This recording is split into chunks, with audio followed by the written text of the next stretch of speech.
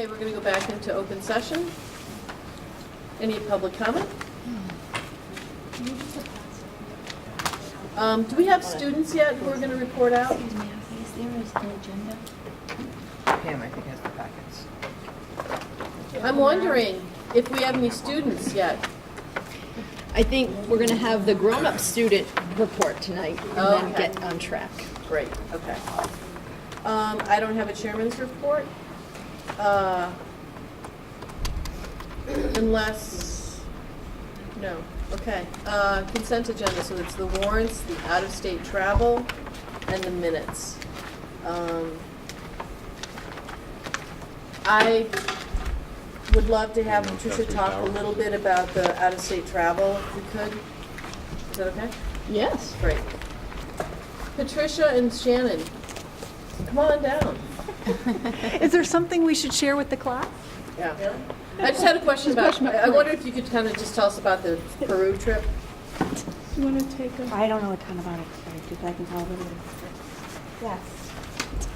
Do we know if this is a definite thing? Because when I went to open house, that was still a question. So they had a parent meeting last night to give an overview of the program and to determine final interest by students based on what parents feel about the program. Were there enough kids? I actually did not get to see Mr. Billsbury to see that, get that answer today. So this is a tentative proposal or a definite? No, based on the appropriate number of students to support at least one chaperone, they do intend to go. Okay. So technically, the way it works is you have to approve their intent to go, and then they can formally go and actually organize it. Okay. So you're really approving the concept of them traveling Okay. to Peru. That's the way the policy works. Yeah, it's a cool itinerary. This is new to us. However. This is the Yes. right way. Yeah, For which one is what we chaperone. just similarly did when we went to Cuba. Yeah. But we Can't simply do that get it anymore. I A don't think I did. lot of things we can't do anymore. unless you Um, want concussion. So can I have a motion to approve? I'm already So jumping. moved. Sleepless night. Second. So that was Wolf and Erdman, okay? All those in favor? Aye. Opposed? Great. I'd like to go. Thank you. Okay, You going? thank you. Thank you. I will not be attending this one. I wish I were. Okay, facilities. Do we have an update on facilities? Tomorrow is our Community community meeting, one at 9, one at 7, and I'm doing the 9. You're doing the 7? Yep. And Lisa is coming to the early morning. I don't know who else from the building committee will be at either session, but I'm coming to the 9. I was planning to be at both if you need me. I don't think you need to be at both, but if you'd like to come to both, I think that's not a bad idea. Okay. Do you guys have plans? Okay. I was planning to come to 7. Perfect. 7. Great. Okay. Good. If you guys could just give us like how to go kind of thing during the day, about how the 9 o'clock one, I'd love to hear that. Great, so we have our first community meeting. We had a meeting last week where we talked a lot about feasibility study and some of the site issues that are going on and kind of what are the contents of this community meeting. And just so that everyone's clear, the community meeting is about who are the people and what's the process. And the next meeting will give you a little more detail. So this is really kind of just getting people familiar with what we're doing. We're not answering questions about site or anything. We'll listen Because and we're say in the midst of that's it. Yeah. coming. So we're moving along at a steady clip. Great. Finance subcommittee. I know we have the October 18th meeting with the Essex Board of Selectmen. Have we heard anything from the Manchester Board of Selectmen yet? Haven't heard anything. We haven't, okay. Um, I'll send an email. I think the only thing to update them on is that originally November 1st was offered as one of the hold dates, but that's what the MSBC decided Okay, was the best date for the second community meeting. yeah. So I think we're back to October 25th and November 8th. Great. And I know there's a Manchester. This is for all of us going to the FinComs. Yeah. So October 18th is when we go to Essex. Manchester still has to schedule theirs. I know that you have a town meeting, and I don't know the date of your It's town meeting. October 16th. 16, yeah. Okay, great. Great. Communication Policy Committee, I'm sorry I couldn't make it today, so if you guys want to report out, thank you for handling that. I'm sorry about that. We mostly, you want to, actually, I went last time. All right, so we talked about, we actually were going to focus a little bit on policy, but we ended up talking about kind of giving a facelift to the landing page of the school committee. So what we're going to do is we talked about content, sort of who we are, what we do, future meetings, and sort of a monthly snapshot. So we're going to pick like 3 bullets from our last meeting and 3 from the coming meeting. And so I'm tasked with just doing a quick Word document that I'm going to send around to the subcommittee, and we're going to kind of nail down the content, which we did a lot of today, which was good. And then just refreshing the site and having it a little bit more accessible, a little bit more about what we do. And everybody needs to, we talked about doing a headshot Yep. for each member, or we can do a group shot. I vote for group. Yeah, I hate that, yeah. All right, so we can talk about that. Yeah. Do people like the group idea more? Yeah. Okay. Do you want to, anything to add that are? Can I ask a couple questions about this? Yeah.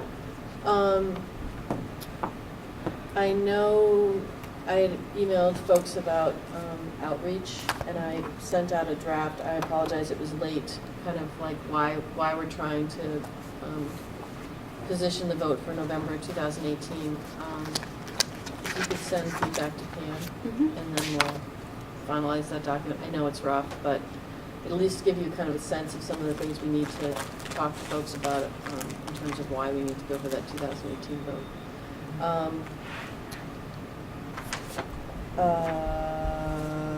And more communication is good. So that's the only thing I wanted to say. There you have. The one thing that we tried to figure out today was Ken had raised the question of subscribing to sections of the website. So we have the capability, it's there, but I need you to be the test group to see how reliable it is. So Wait, explain to me what you're talking about. And the trainings. Subscribing to sections of what? Of whose website? Of our website, the district website. Okay. If the So- hypothetical, somebody wants to be kept appraised of the progress of the school building committee.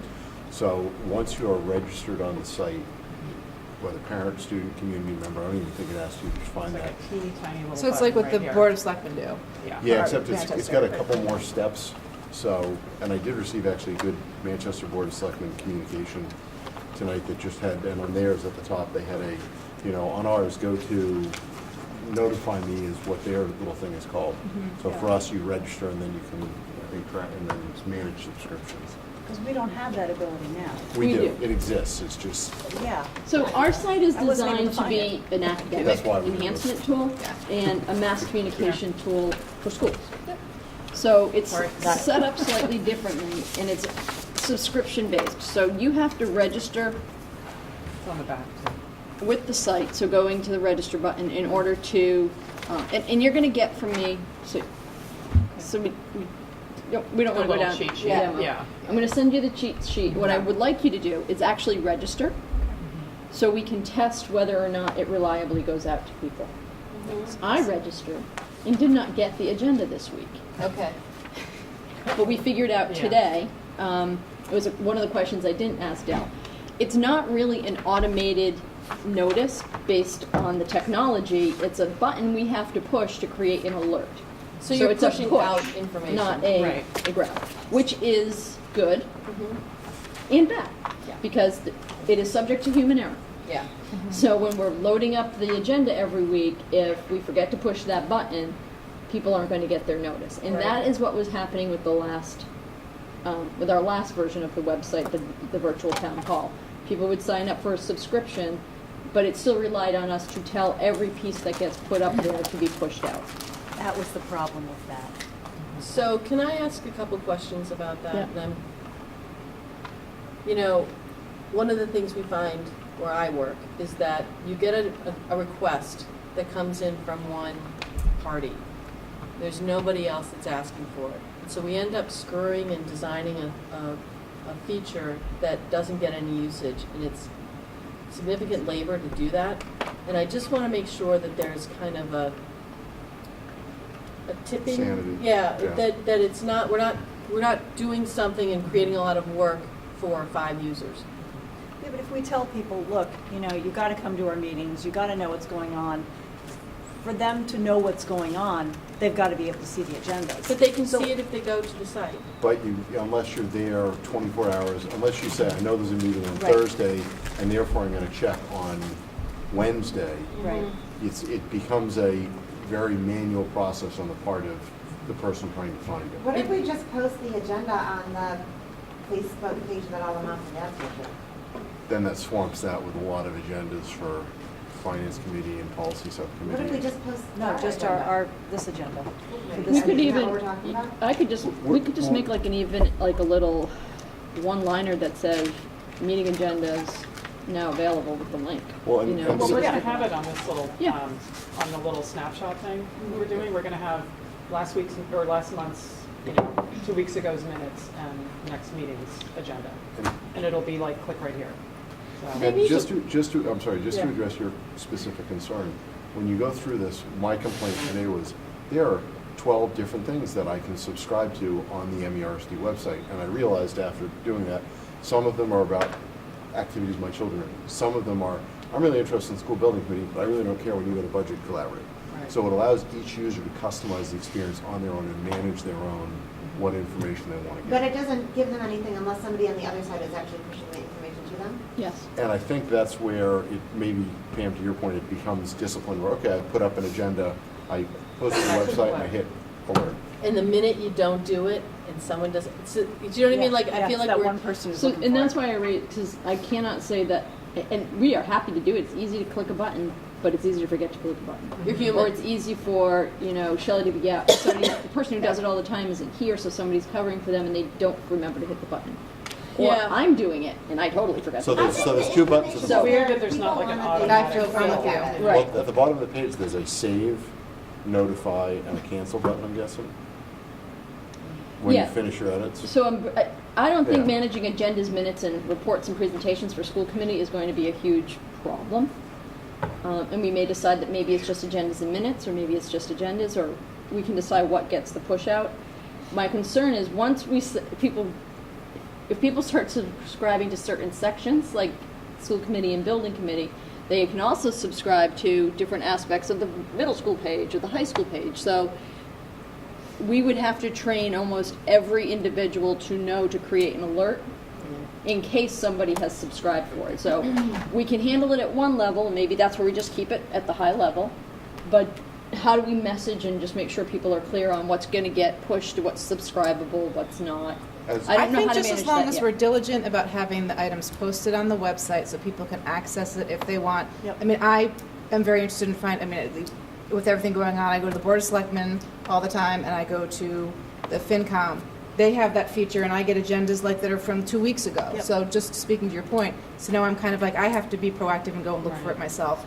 Just as long as we're up to date and it's there, I think that's the better route to go than creating all of that. If people want to if they want the information, they're going to go find it and look for it. I'm Post it gonna, up there like you said, just like it is for Yeah. the Board of Selectmen. Does that still require a button to press after you yeah, post you it? have to type up the Yeah. update and hit the button that says save and put on website. Whenever you post something, you have to, it's not a hard thing to Okay. do. It's more, yes, let's do it for agendas, it makes perfect sense. But I think what the game plan is to think through to what expectations are we setting? Okay, we can manage agendas. Now are we setting expectations for all of these subsections of the site, the teacher section, every time we post the budget update, does that have to get pushed out? So maybe our next meeting is what's pushed and what isn't? Is that selectable as to which parts you can subscribe to by default, or it's just standard, every single part of the website can be subscribed to? Because if you go to the manage subscriptions box, I didn't think that every single part of the You website. can do it in one of two ways. to I know, I you can really- click the whole site. But again, if I click all of Memorial School, unless somebody's pushing out something at Memorial School, you're not going to get anything. Got it. So we would have to alert everybody there. I And I don't think think that's there's where a huge cry that's for where the this. distributed To me, model this- gets a little, like a little nerve-wracking because everybody has a good intention, but it's very hard to manage Well, with reliability. So I guess is the question whether we do have subscriptions active on the site and just remove this feature and functionality and say, kind of you're on your own. Because that's what it sounds like the Well, discussion you're on, is. when you say you're on your own, you mean the people They just have have to to just actually You have go to, the you have to go website. on a regular basis if you want to see. But apparently this has been there, but is anybody? So there's a whole parallel track taking place for our parent community to try and get them loaded in and have accounts in there so we can start to use the single sign-on passkey features, which would allow a I parent. just think that's teaching an old dog. I mean, But the parents, There's I a think, are more likely learning to curve. want to say, oh, I want to see what the middle school happenings are, and they're going to drive demand for updates. So, I hear you. Yeah.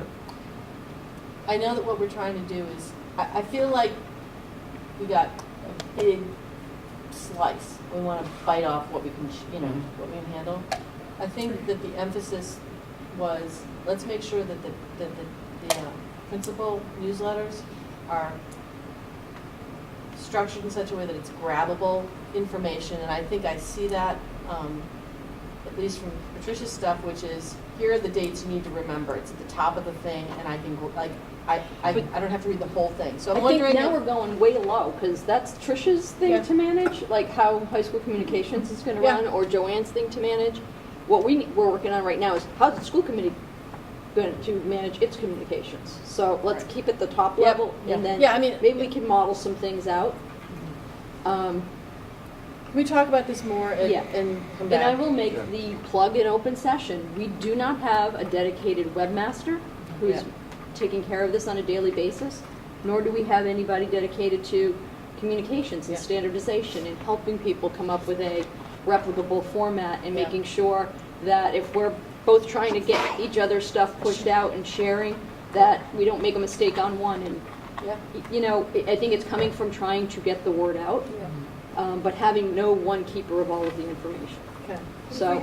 If we push out information about, guess what, you can subscribe and you'll get updated information into your email inbox instead of having to go to our website, but it's only available on some of the features, but that's not clear, that just gets confusing. Right, so what I can ask Steve to do, and that we just can't run it at the timetable you need us to, is that Steve can probably go through and see, is there a way to just limit what subscriptions are available? Right. So can he go through and clear out everything but school committee agendas and building committee agendas, or Right. Yeah. updates? It's just, I know the time frame we're trying to work under, and it's just, we've been trying, we're getting the app out mid-month, and we were hoping to do that last year. Just because it's the same three people doing every piece of technology work, from information to wiring in the district. So we're a little shorthanded. So can I say, like, I think you guys should definitely go back and talk about this. But when we started this conversation, I thought it was more communication to the broader population versus the parent population. So when you go back and talk, that's what, like, we're not going to get the non-parent community doing this, I don't think. So I think the communication that I was hoping as a school committee we're going to try and push out was to that group of people when we talk about budget in the building. Yeah, and I mean, if you And want, what we're doing if we and the can narrow the successes. subscription options, we could make a card for people to put information right on the site, like how to enroll for updates on the building project. It's just going to take us some time. Your point, Carol, and I I don't just think don't- that there's any immediate, but to your point, Caroline, I agree. I think this was to be a way to make it easier for the broader community to say, hey, you know what, if it's once, at least I'm getting something showing up when something changes, because this is a very long project.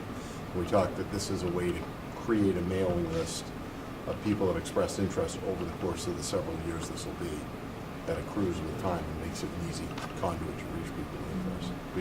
And this is just purely working with an existing tool, so Yeah, we're still learning it. In the meantime, can I just ask one last thing? In the meantime, before we figure out how the push feature works, we still have the ability to throw it up on the website so that someone can go there. And we're preaching transparency, but I want to make sure we have all that information for so someone can go on there and find what they need to find while we're having this discussion.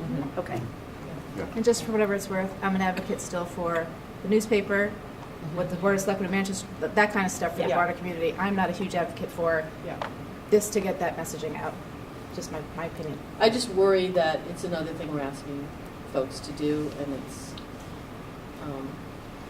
It's really just, and I think, and we're very, to Pam's point, there is no dedicated webmaster. It's a very distributed load. But part of it is if we're generating the content already, it's just a Yep. way of trying to make the content easier to get out to people. So I think to solve both ends of it, what we come up with for the main page, Rachel's basically got it done. That is easily taken and put into a quick article for the Cricket. It's really the content is where we bog down. I think you had said it today. Manipulating the website, it's got some limitations. Every site is going to have some limitations, so we can do what we can do. It's not having information, it's keeping it current and keeping it done on a regular basis. That's going to be hard, and that's where the assistance with content generation becomes helpful. So if the school, if school committee subcommittee does the monthly or the every other week post about happenings, that's huge. I agree. thank you. Thanks for the work that you guys did, I appreciate it. Great, so more later. Negotiation team, We have a meeting coming up tomorrow. great. Thank you.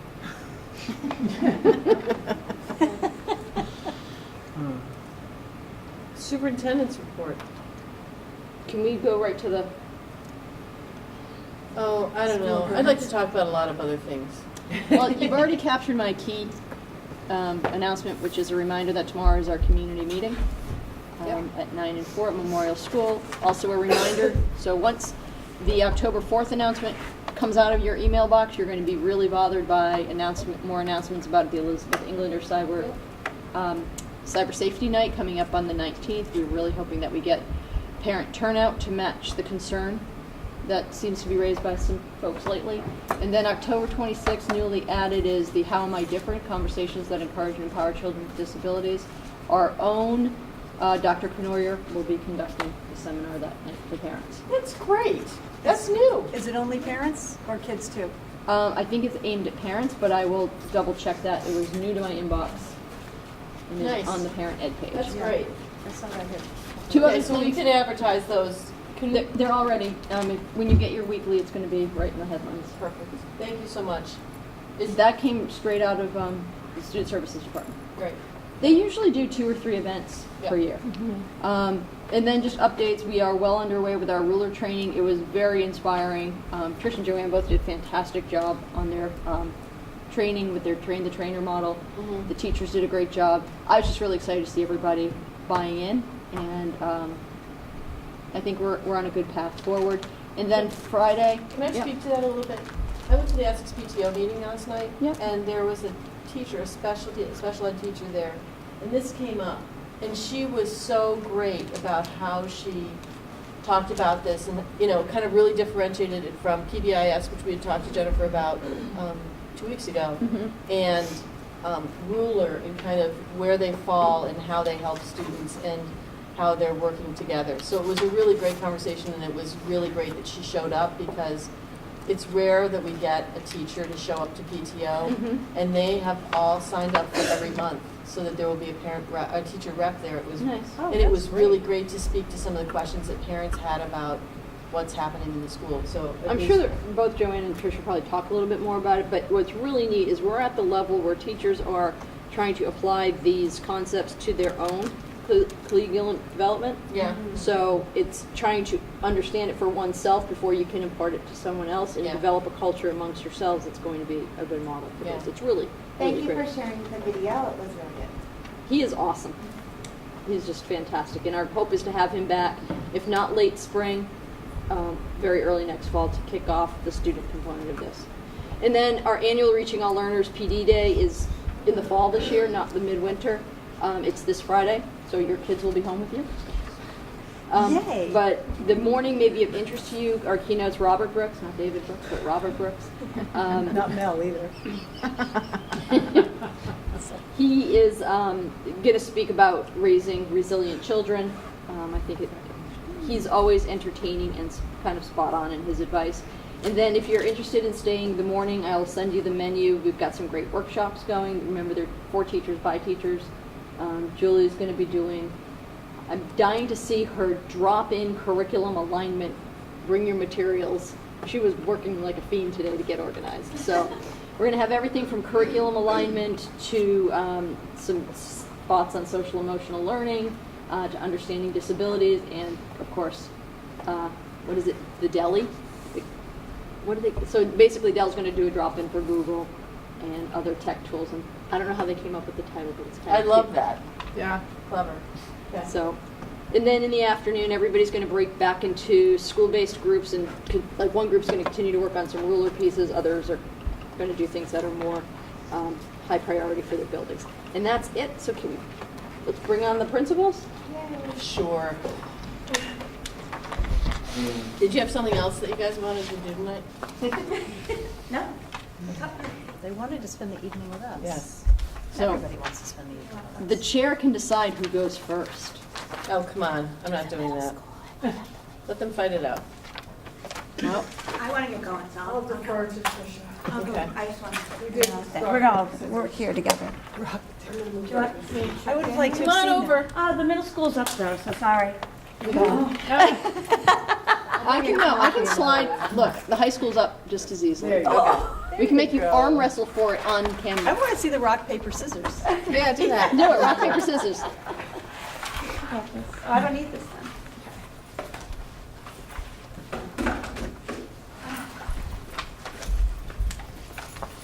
She's on a mission. Yeah. My steps, Hi. Hi, over here.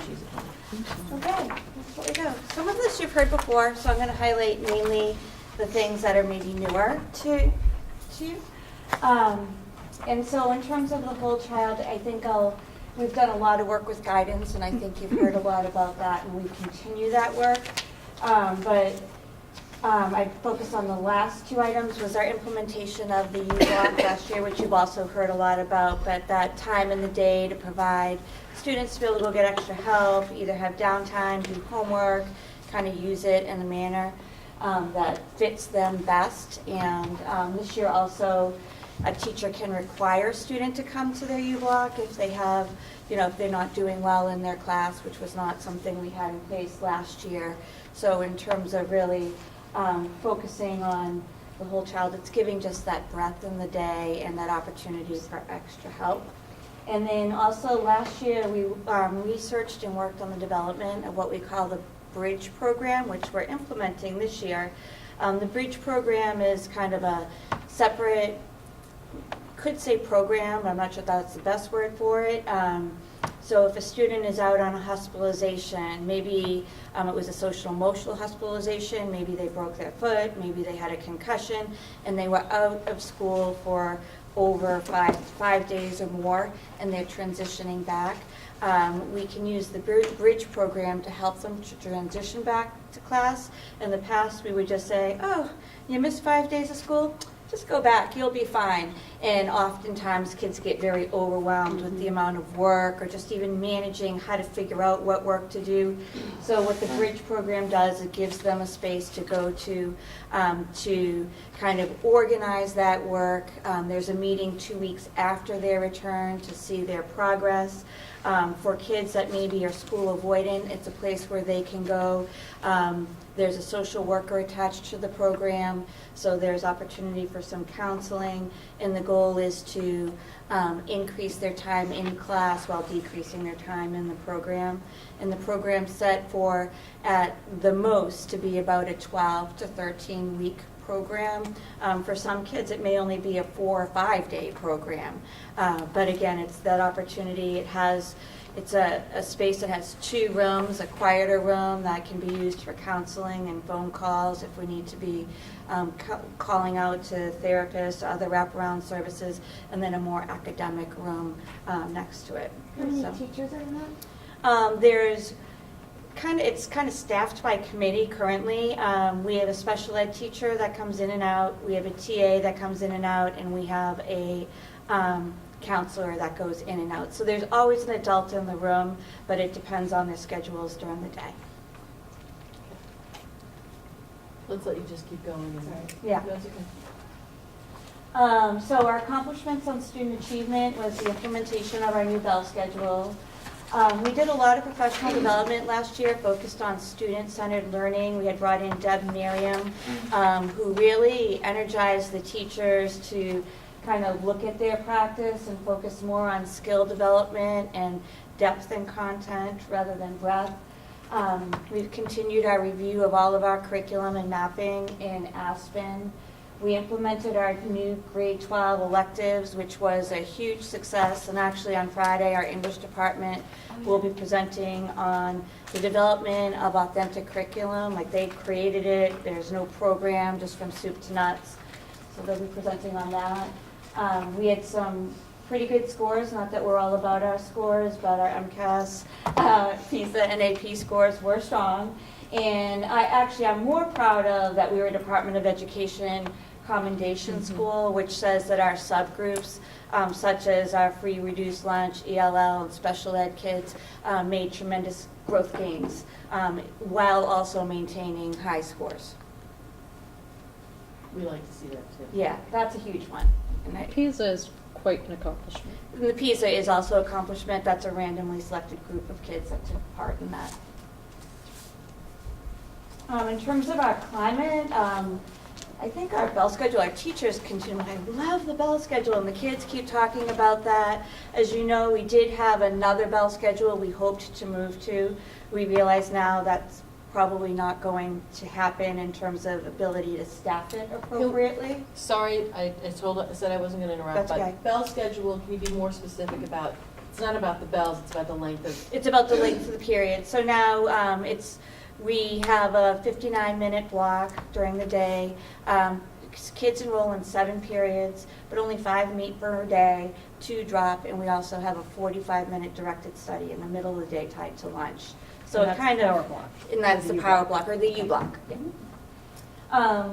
U-block, we've talked about that a little bit already, but it really, I think, has changed the way the school day feels for kids and for teachers. And believe it or not, it sounds like a little thing, but separating lunches from the middle school, as much as we love our middle school friends, separating lunches, having 18-year-olds and 6th graders in the same cafeteria wasn't great for either age group, and having them separated out currently as 9, 10, 11, 12 in the high school, and 6, 7, 8 separated in the middle school, it's just kind of reduced some of the chaos during that lunchtime. And lunch can be very chaotic, and that's the time you want to be kind of relaxed. So. Last year was the year of community partnerships for the high school. It was the focus of our school council. We met with the police, fire, Chamber of Commerce, libraries, and we also began Career Day, which we'll host at the high school every other year for grades 10 and 11, so that everybody gets it. It just depends on whether it's grade 10 or 11. We continued with our International Week. We did a lot of conferences and networking, including the National Counselors Group, Primary Source.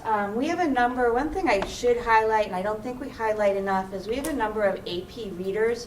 So we have teachers who teach AP courses, but in June, they go off to various places in the country and they do reading of AP tests. And they read thousands of tests. They just sit and read all day long. But they say, they come back and they tell us it's the best professional development they ever had, because it lets them see what kids are producing on the AP exams and lets them see the AP experiences. Deb Eisensee has actually been promoted to a table chair, so they sit in tables and she manages the table. So we're expecting to send, I think, 3 people. We sent 2 last year, and we're anticipating that 3 teachers will be going this year. Christy Umili went out to New England Biolabs over the summer and did study with surgeons and engineers and all sorts of people. It was work from 7 in the morning until 9 at night for 6 days a week for 2 weeks. She said it was just some of the best professional development she's had. So our teachers are getting out there. They're trying to get passionate, even more passionate about what they do, and they just come back with great ideas. And ASR, which we had been doing for years, but this year, at the beginning of the year last year, Maria Burgess was very concerned about finding internships because they're really tightening down on who can be in labs, and she ended up getting a career high of 11 internships throughout Boston. So that was pretty exciting. And Gardner Project collected over 100 bikes for Humanities, which was good. In terms of resources, we moved around some things just to expand our program. We reallocated some funds to expand our music program so that we have actually a music program during the day, which we hope to expand upon or at least grow in the upcoming years. We reallocated some sections in our science department to expand our Green Scholars Program, including the sustainability class and going into a 2-year scholars program modeled more on our ASR program. We're happy about that. And Keith Gray has just been a rock star in that role in terms of either partnering with the town, taking over the composting. It's just been fantastic. We reallocated some staffing in science and math, also to have a dedicated STEM teacher. So we're creating a STEM pathway that's just in the beginning works. And as we sit in this space, we reached out to Spalding to transform the library into this great space, which is the Learning Commons. And then, so this year, we're continuing on our student-centered learning goals. Social emotional learning through the RULA program at Yale, which you heard about. We began our work with the teachers on the Wednesday early release, and we'll continue on Friday afternoon. We're working on our faculty charter on how we're going to support each other as a staff to help us achieve our optimal realization. We're mapping still in Aspen. We are beginning our NEASC self-study. NEASC has changed from, we're a 2020 accreditation school, but that process begins now in 2018, different from past accreditations. It's a 3-year process that will begin this year with my school council acting as our self-reflection committee and writing a self-reflection report based on some survey results that we'll be doing, and also by looking at evidence from within our school in correlation to the NEASC standards. And then our steering committee will be made up of our department chairs, so that we're not adding extra meeting time and work to this process, but doing the work that we do every day and making NEASC a more okay process. What does NEASC stand for? Oh, I'm sorry. That's okay. New England Association of Schools and Colleges. Thank Yeah. you. They're the accreditation body for private and public high schools in Massachusetts. They also do middle and elementary to a lesser extent. Thank you. And then, as you know, we've been in the midst of our athletics review, which I think has been a meaningful experience for all of our constituencies. I think people have had the opportunity to give very honest feedback to Nancy O'Neill, and we're really looking forward to seeing her report and her recommendations and then following through on what we think will work with our school. And then implementation of the bridge program that I've described. Our big concerns continue every year to be the social emotional health of our school, of our students. And I would add to that this year inclusivity, tolerance, and empathy amongst our students. We're doing a lot of work in that realm.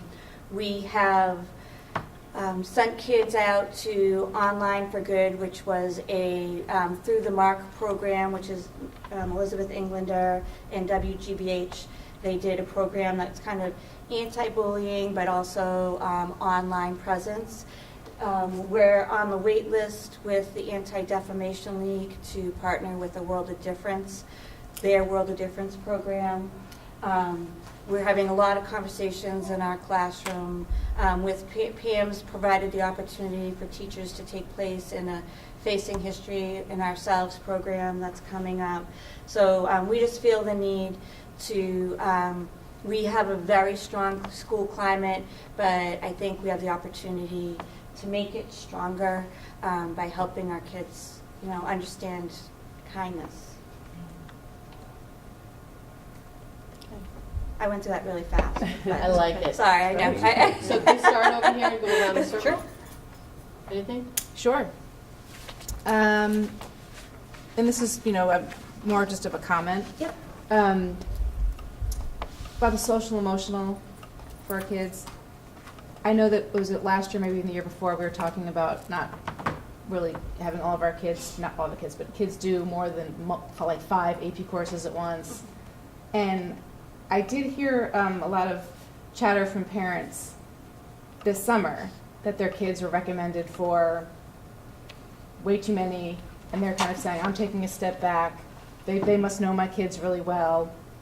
But I don't know if the teachers are doing a great job, but if they're communicating enough as to, should this kid really be in honors English and this and that, and also doing journalism club, and it's, I think the parents are just kind of torn. About getting involved versus letting their kid take the Yeah, lead, and of course the teachers- kids are like, well. And we always say the teachers have to know the kid and make the appropriate work.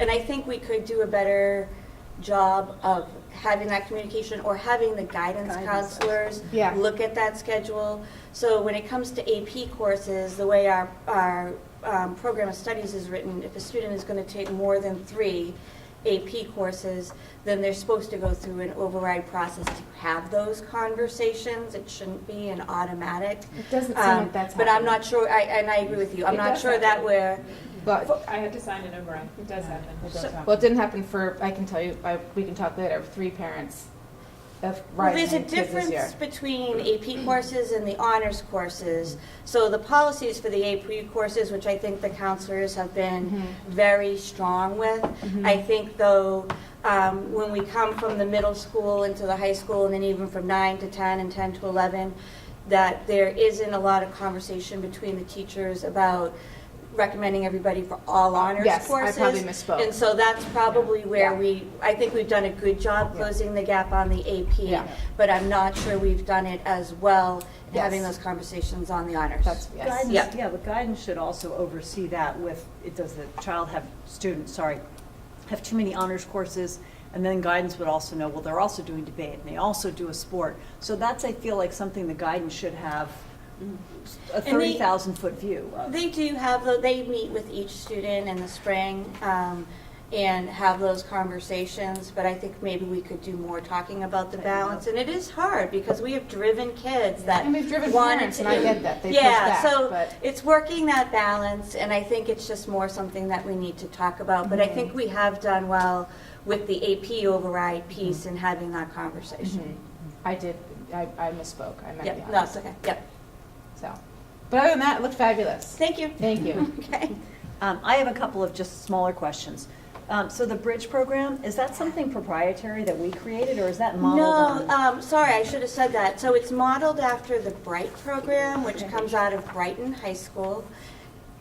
Not Brighton, where are you from? Brookline. Brookline High School. Just across the street. Brookline High School.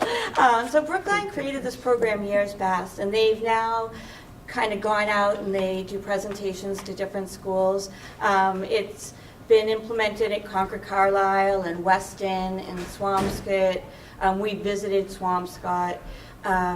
So it's kind of branched out to other schools. It's interesting to me that it began in high-performing high schools.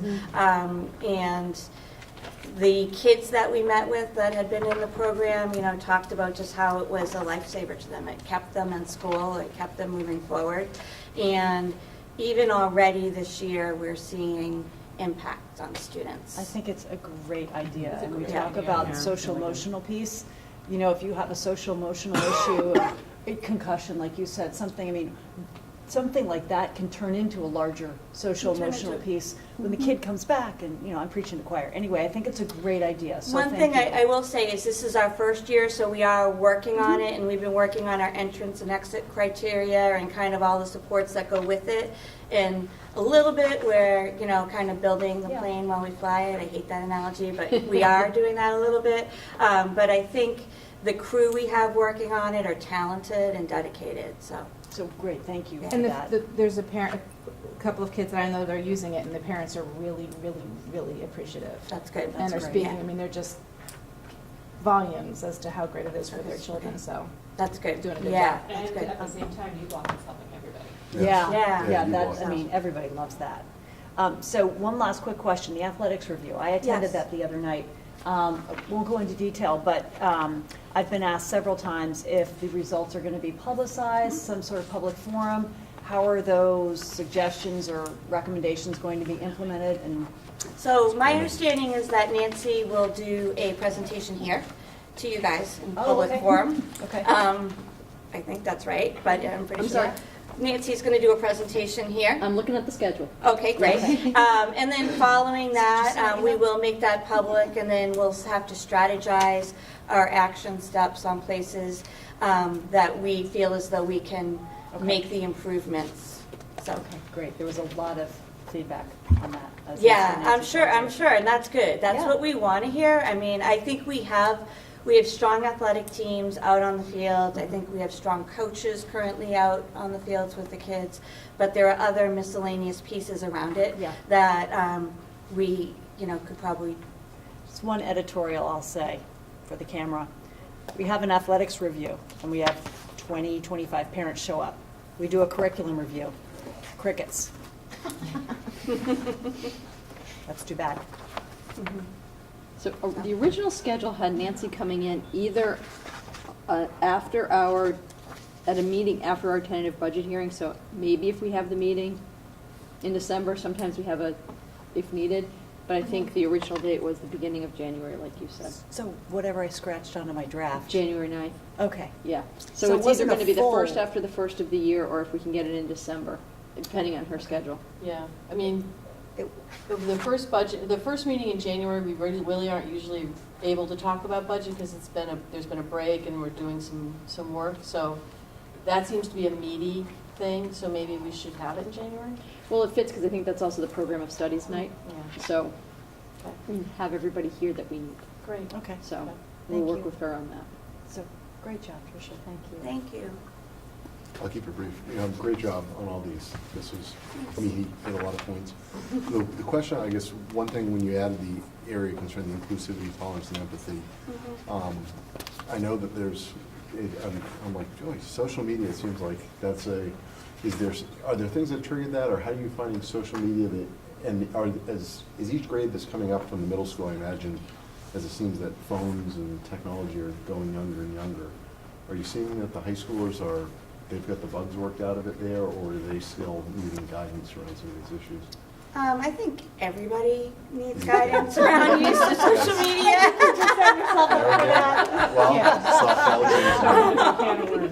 So I think that's ongoing. But I also think there's interactions between kids that we need that could be sometimes kinder. And I don't think it's always intentional to not be, but it's just, yeah, they're teenagers, but I think we can help model for them better and address them better in the moment. Yeah. So we were talking to teachers about if you see students say something that's maybe not nice to another student in your class, to address it in real time, like that's not something I feel comfortable with in my classroom, that's not the culture of this classroom, we're not doing that here. So, and when you do that, it kind of just creates a better climate all around. So we've had some instances here and there that we'd like to address. Frontal lobe decision-making thing. Yeah, I mean, they're kiddos. They're not going to get it right all the time. I mean, like, I don't get it right all the time. Yeah, so, I Well, mean, and the technology is compounding the problem. Mhm. I think we all agree on that. If Yeah. You can say things, that you you know, wouldn't your say. filter is a little bit more damaged. And Yeah. Snapchat's difficult. and- Yes. Yeah. Yeah, okay, no, thank you for that. Yeah. And just one last kind of to reflect a little further on what Carolyn was asking about, or kind of saying around the honors and the guidance program. I don't know, having kind of a child that's on a different end of the spectrum where he was trying to, you know, okay, which honors am I gonna do? The progress, or the process was lengthy, and for the first time, a lot of these kids are coming in with, oh, there's choices. And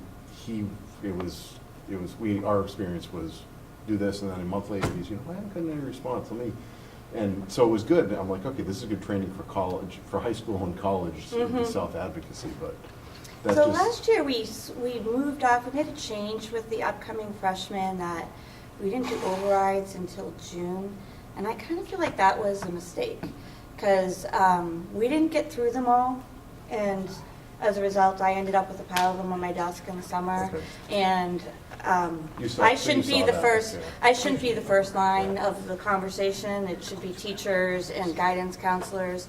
So I think we need to go back and look at that timing. The middle school teachers, rightfully so, get nervous about recommending. We ask them to recommend in like February, Yeah. and they feel as though they want some more time. So I think we could go back and relook at that maybe in April as opposed to in June. I think our idea of June You're aware was of too it, I late. just wanted to, yeah. Yeah, it was late, and it was rushed for a lot of kids, and Yeah. it caused summer work. Yeah, So, so, thank you. yep. Julie? I think everybody hit on things. Thank you. You're This is welcome. great. Thanks. I think it's wonderful. I'm delighted with everything. I loved how we focused, and we've said this before, but I loved how we focused on social emotional health and ended up with higher test scores. I think that's great. I have one question about, it came up today, so I was curious. School spirit in general, like that rah-rah pep rally, Yeah. school spirit. The question came up, is there going to be a homecoming dance? I heard there is going to be a homecoming dance. Okay. So what's going on with the school spirit at the school? Do we have good school We spirit? do. Sarah. Yes, we do. She was a cheerleader in her former life. I can't believe I just did that. Sorry. She was a cheerleader in her life. Oh, no. No, we do. Like last year was our best spirit week ever, I would say. It was amazing. There was full-on competition. It was great. We started planning for this year last year, and Spirit Week is June 15th to August 15th, October 15th. One of those months. It's a month, and it's the 15th to the 21st. For you.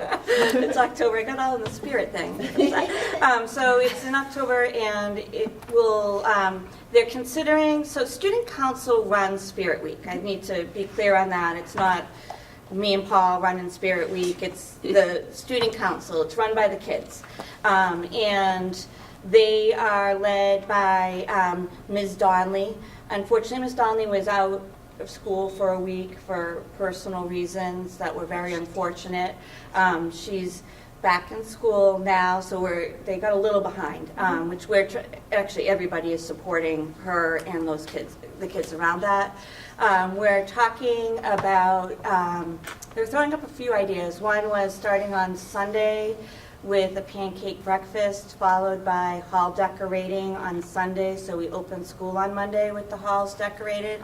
That was a pretty cool idea, and they're following through on that. They need to check with facilities to see if the building's going to be open, and we're working on that. I'm sure it will be. Then they have Spirit Days set up for each day of the week, so there's different dress-up days for each week. I heard there was a little bit of a controversy that the student council kids have decided to swap out Twin Day with Toga Day. Yes, I heard about and that that's kerfuffle. a big to-do right now, so they need to, the student council needs to work that out, okay? No administrative directive there. And we have on the books a dance for Saturday night, the 21st here. They booked that date last, the beginning of the summer, and as is always with our dances, we just need to make sure that there is critical mass there, so we try to sell 70 to 75 tickets. If you get lower than 50 tickets, then it's me and Paul sitting with a group, it gets very awkward. So, yeah, it's super awkward. 9 through 12? 9 through 12, yes. Is this a kind of ask a date kind of dance? No, this is just a show up and dance and have fun and be a school together. And usually when the upperclassmen kind of are all in, then the underclassmen follow, and it's awesome, which we had a few years ago. Last year, we didn't have that for whatever reason, so. What if you yeah. made some sort of a contest We at could. the dance to kind of Mm-hmm. something? Do you know what I mean? Well, the Because pep rally's on Friday, and we actually crown Spirit Week victor at And the they pep take it rally. very seriously. They take that, you don't mess up the judging during Spirit Week, because they take it very, very seriously, yes. So, Maybe there's some. So wait, the other pep rally goal. is after the homecoming dance? no, it's on Friday afternoon. Oh, okay, culmination Yeah. of Spirit Week and then Saturday Yeah. night's the dance. And the kids are also doing, during that week, the teams are doing some breast cancer awareness. They'll be selling pink ribbons out by the field, and they're tying them onto the fence. And they'll be starting this Friday night at this Friday night's football game, and then going through the 20th on our game against Amesbury. And do I more think they kids ordered tend... shirts for the Yes, yeah, they did. They ordered Yeah. shirts, pink Oh, shirts. that's great. Yeah, Do more they were kids tend donated, yeah. to go to the games during Spirit Week? Because that was another thing that I heard as part of the whole Spirit conversation, that not enough people go to support our teams at the games. Mm-hmm. So this year, many of them are playing on Friday. In the past, we tried to stack them all on Saturdays, and you don't get great viewership for the entire day from 9 to 6. That's a long period of time for a small school. So they are during the week on Thursday and Friday, I think mainly on Friday. And again, scheduling that is Paul working with the other ADs to find out who will come and play us on those days, and they have to decide, they have to play here. So I There think, always good, there seems to be good student turnout watching the other kids play, and I yeah, noticed that like the boys soccer team will watch the girls soccer team if they can with their schedule and vice versa, and yep, I think that happens in other sports too. I think- yep, I yeah. think Like for girls soccer senior- was watching field hockey today, I think. But for senior night, the boys soccer can't watch the girls. girls, this because year. I think they're a little opposite. bummed. Oh, okay. Yeah. Because their schedule just didn't, Schedule usually didn't they're jive. all root, you know, the boys all watch the girls and vice versa. But that's for good senior spirit, night. that they're disappointed that they They can't go cheer care. each other on. That's I would say last It year just was felt that probably way. the most spirited year that we had, and I think the kids are like ready to run with it again. They, particularly with the hall decorating, like that's a thing, man. That's fun. the thing. Yeah. How many games do you have going simultaneously usually? When you think about trying to get critical mass at any one event? So last Friday night, we had football in Ipswich, boys soccer in Rockport, and girls soccer here. So when you consider, all right, the boys and girls soccer aren't watching each other, boys aren't watching each other because everybody's playing. So when you get separated like that, which does happen, it gets difficult. Yeah, especially with a small school, it becomes so much more obvious, Yeah. the absence, yeah. Yep. And then there was a prep dance on Friday night, and the Topsail Fair opened. Oh, that's fair. Big events. It was a very big night on Friday. I hate Awesome job. Thank As you. always. Everything looks great, and I'm so pleased with the social emotional learning. Can you do like a 1-minute blurb on Online for Good and World of Difference if you have any more Sure. information on that? I'm Yeah. just curious So about Online for Good was sponsored by, again, Framingham State College, the MARC program with Elizabeth Englander, and co-sponsored by WGBH, Yeah. my bad.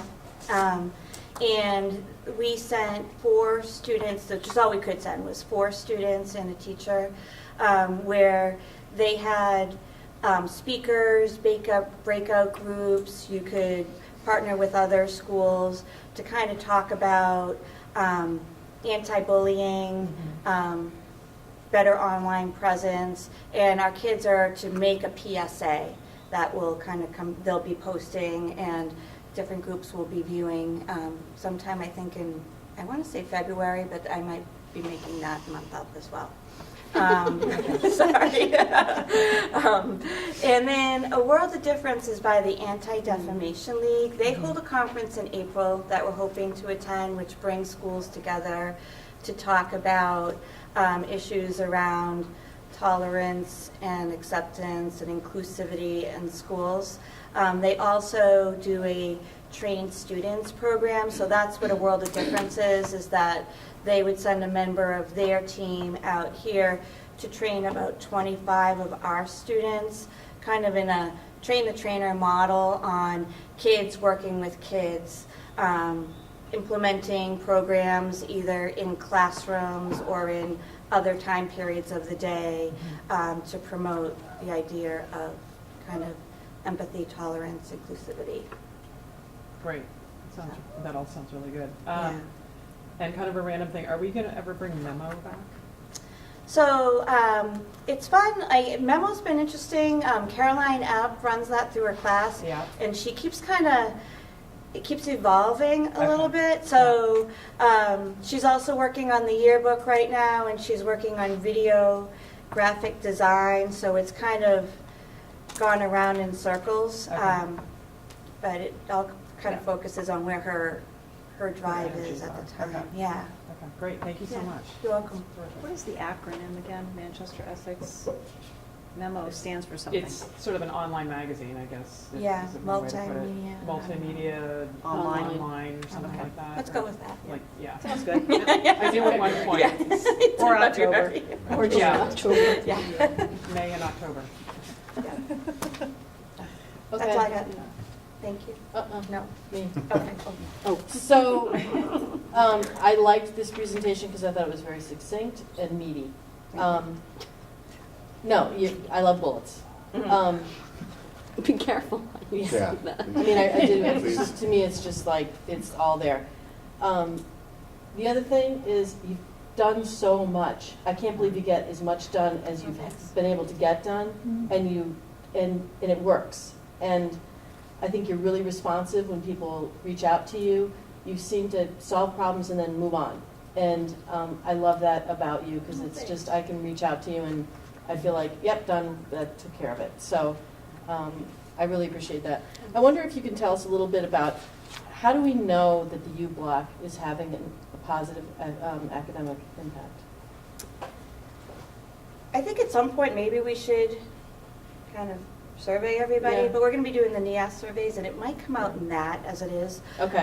But also, I think if it wasn't, one thing I just know from working in schools, if it wasn't having an academic impact, teachers would be in an uproar. Okay. Like they would be, it's chaos and kids are everywhere, and it's not that we don't have moments where like rein it back in, but I think the teachers have been very good at continually reflecting, and having the freshmen on lockdown this year for the first half of the quarter saying you're not going all over the building just yet was a lesson we learned from last year in terms of setting expectations and requiring kids to come see a teacher during U Block. I think the teachers have done a good job of reflecting on it and seeing how it can work, but if it wasn't having some sort of academic impact, the teachers, particularly in this building, who have such high standards, would be completely outraged. Well, can I just rephrase that in that it shouldn't have just an academic impact? Right. No, I know it should Exactly. have, but just for the camera and people, I mean, it should have, Yep. I mean, if we don't preach it here, No, and I agree with that. And actually, for some teachers that, like, everybody should be doing their homework, it's been hard for them to, like, you know what, if the kid wants to sit and listen to his iPod today, it's okay. Yeah. And they're like, really? That's okay that a kid does? Like, it's kind of been a process, but it is finding that balance between all the different personalities. And I think kids are finding their place, like that I want to be in a really quiet place, so I'm going here. I want to go to a place where, you know, my friends, we're all going to do our homework together, so I'm going to go here. So it's... Yeah, and the reason I phrased it that way is because we did talk about the social emotional health throughout her presentation, and I think the reason that we're focusing on that is because it helps kids succeed academically when they're not anxious and they're able to work at their own pace and how they work. So I didn't mean to ask it to just be like, tell me No, how I the know you scores did. went up. I know you did, Yeah. but I just Yeah. don't want people Yeah, sure. to be confused on that. And our student representatives over the past couple of years who've talked about it have said that the students really love it, and when they heard that it was only step one of a two-part schedule change, that the students said, stop.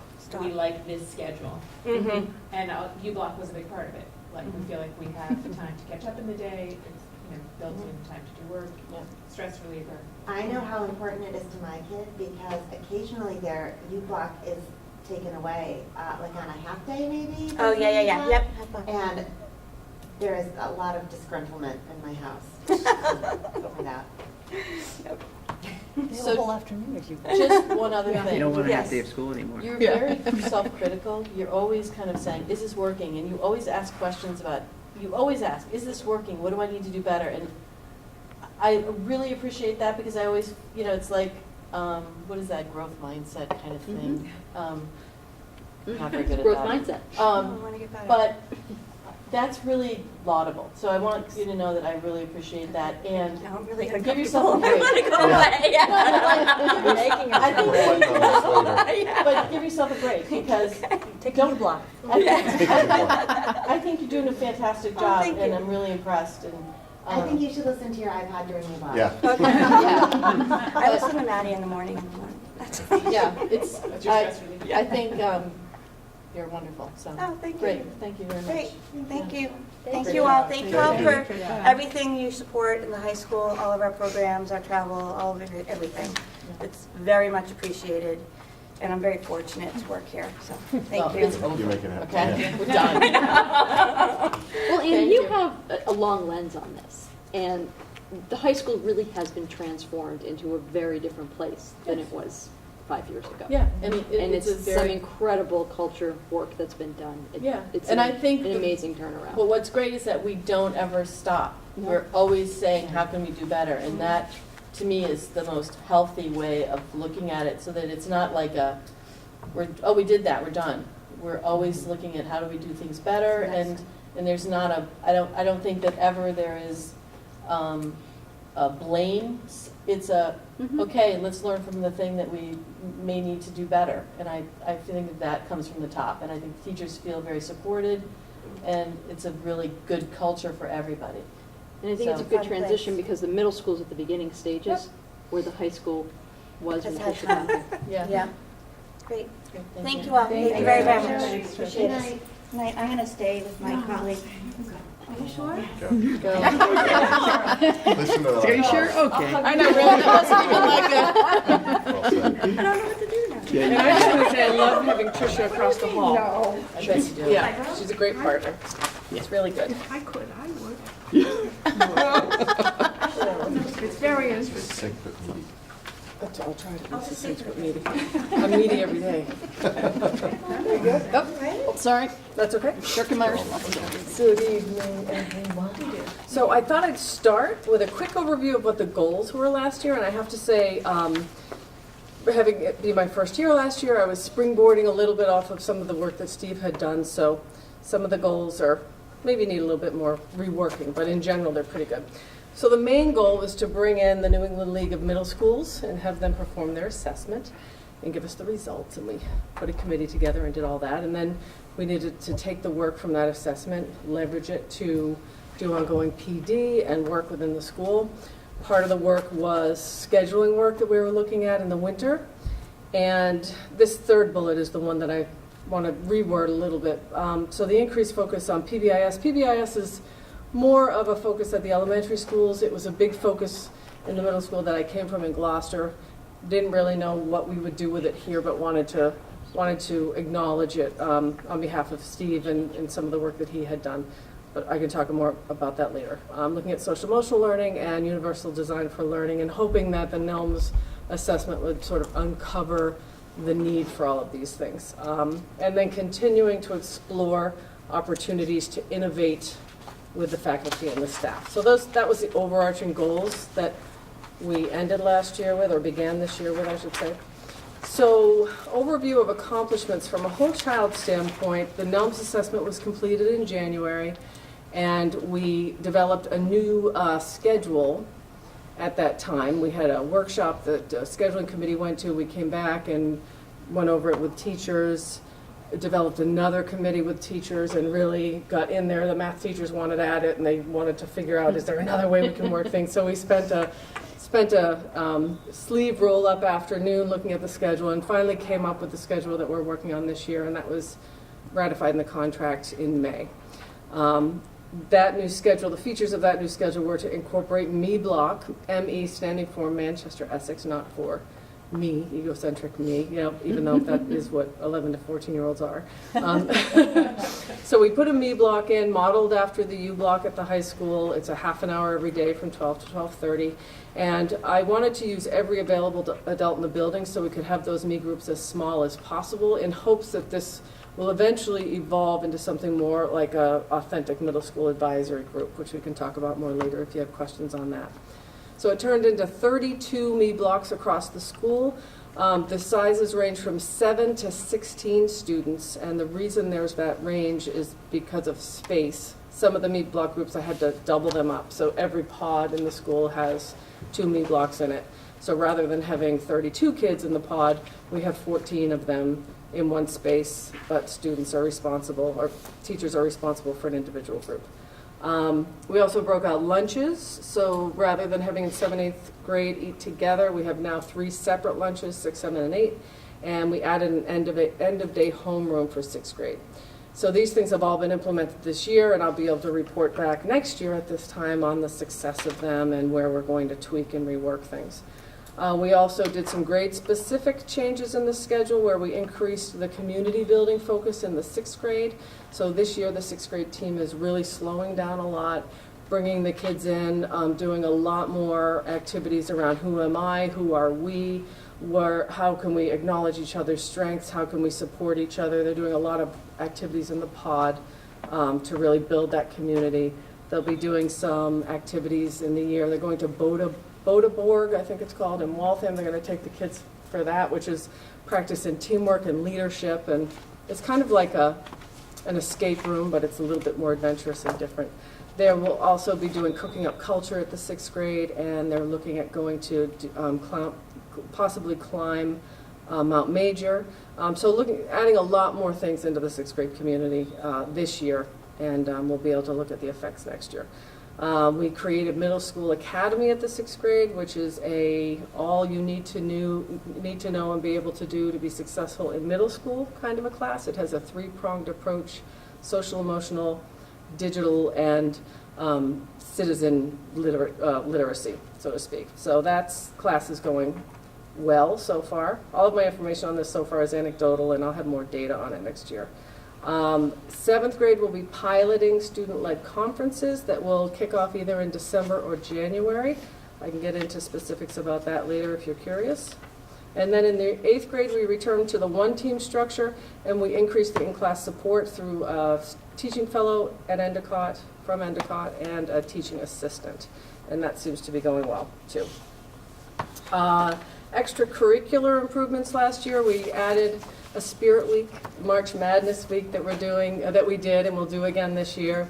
It was a week of fun student-led activities: pajama day, twin day, crazy hair day, that type of stuff. And the week culminated with an activity in the gym where the teachers did a dance and the kids all wore grade level t-shirts, and it was just a fun competition and events for the kids at the end of the week. We had fall and spring plays last year. They are continuing this year in coordination with the YMCA. Our very first play, the year before I came, had 38 kids participating. Back up. The fall play had 38 kids participating last year. The spring play was 52, I want to say. And this fall we have 76 kids, which is 20% of our middle school population. Wow. Participating in the play. We also had the addition of the mountain biking club last year, John DeRickyman, who's phenomenal with kids and just a great climate builder in the school. His mountain biking club from last year to this year has doubled in size. We're also adding an art and nature club that will kick off in the winter, and card making club will also kick off in the winter. So those are all some whole child accomplishments from last year that continue. Climate accomplishments. Spirit Week was a great boost for the school climate, not only for kids but for teachers as well. It had a lot of positive impact on grade level community identity. The kids voted on colors for their t-shirts, and we had t-shirts made with their class year on the back. The activities every day were very student-centered and student-led in terms of what our spirit focus of the day was, and it was really a good way to just boost morale a little bit here in the whole school. From the NELMS committee, a grassroots sunshine committee sprung up. Teachers came together and decided that they wanted to put their efforts together and help boost morale for everyone here at the school, so they do little activities for each other, and we celebrate birthdays at faculty meetings, and they put little fun notes on each other's doors or desks and things like that. And it's the little things that really do make a difference, and this committee is helping that happen. I brought school dances to a full school level, so it was 6th, 7th, and 8th grade. School dances before that were only 7th and 8th grade. We had a dance each trimester. We're having that again this year. Our Halloween dance will be on the 27th. The dances were organized and pulled off by school council or student council with the help of a PTO parent doing the decorations and collecting funds and buying the snacks and things like that. Students now do morning announcements. It used to be Steve would do them every morning, and now we have a group of kids that come down every day and do the pledge and moment of silence and make announcements, and it's very cute. Tell a joke. I like the joke. And they tell jokes, and it's have a fabulous Friday or a marvelous Monday or all those things. So they really love to do that. And we have begun the work with Ruler with faculty and staff this year. Our first session was the first day of school. Our second session was just last week. We have developed our charter, so we're done with that, and we're ready to move into our mood meter for our next sessions. We're really doing a lot of work that I think has been a long time coming at the middle school with the adults in the building, getting everyone to a place where they are comfortable acknowledging and living within and expressing how they're feeling.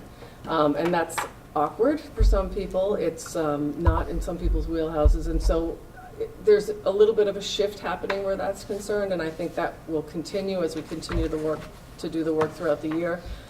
But the middle school's been through a lot of transition, and I have used the term PTSD where the faculty is concerned, and it really is true in a lot of cases with all the administrative changes that they've had. So there's a lot of stuff there that needs to be unearthed and put out on the table and addressed before we can move on. And so I think Ruler's really going to help us do that, and that's very much in my wheelhouse, so it's work that I'm really looking forward to doing with everybody.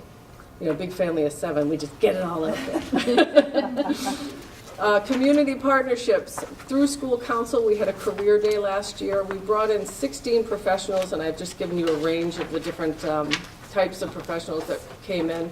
It was a very successful day. We followed it up with surveys of the professionals and of the teachers and of the students to find out what worked, what didn't work, and really all the critical feedback was just little tweaking of things. So that was a great experience for the kids and for the faculty.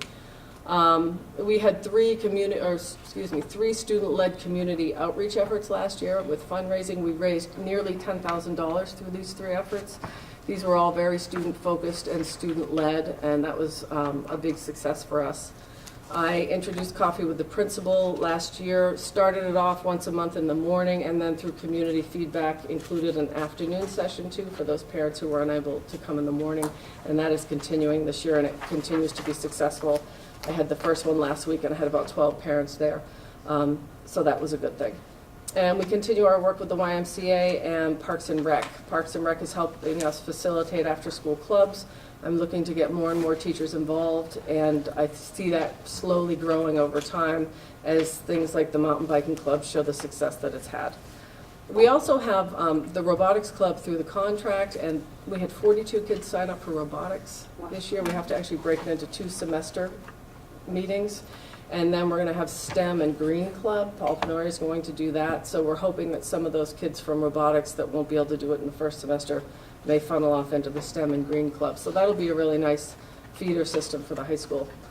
And for resources, accomplishments, we now have a Chromebook for every student in every general ed classroom. I can't tell you how fortunate I feel to work for a district that's able to support teaching and learning through these kinds of resources. It really is it's wonderful. And that, I know will start to drive that last bullet of pushing faculty to be a little bit more innovative and using technology in the classroom and through teaching and learning and within their instruction.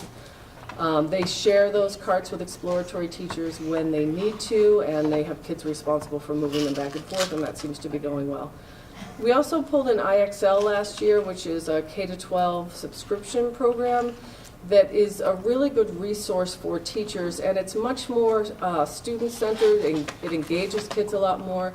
Having kids work on their summer math on IXL was much more successful, and we're able to collect data.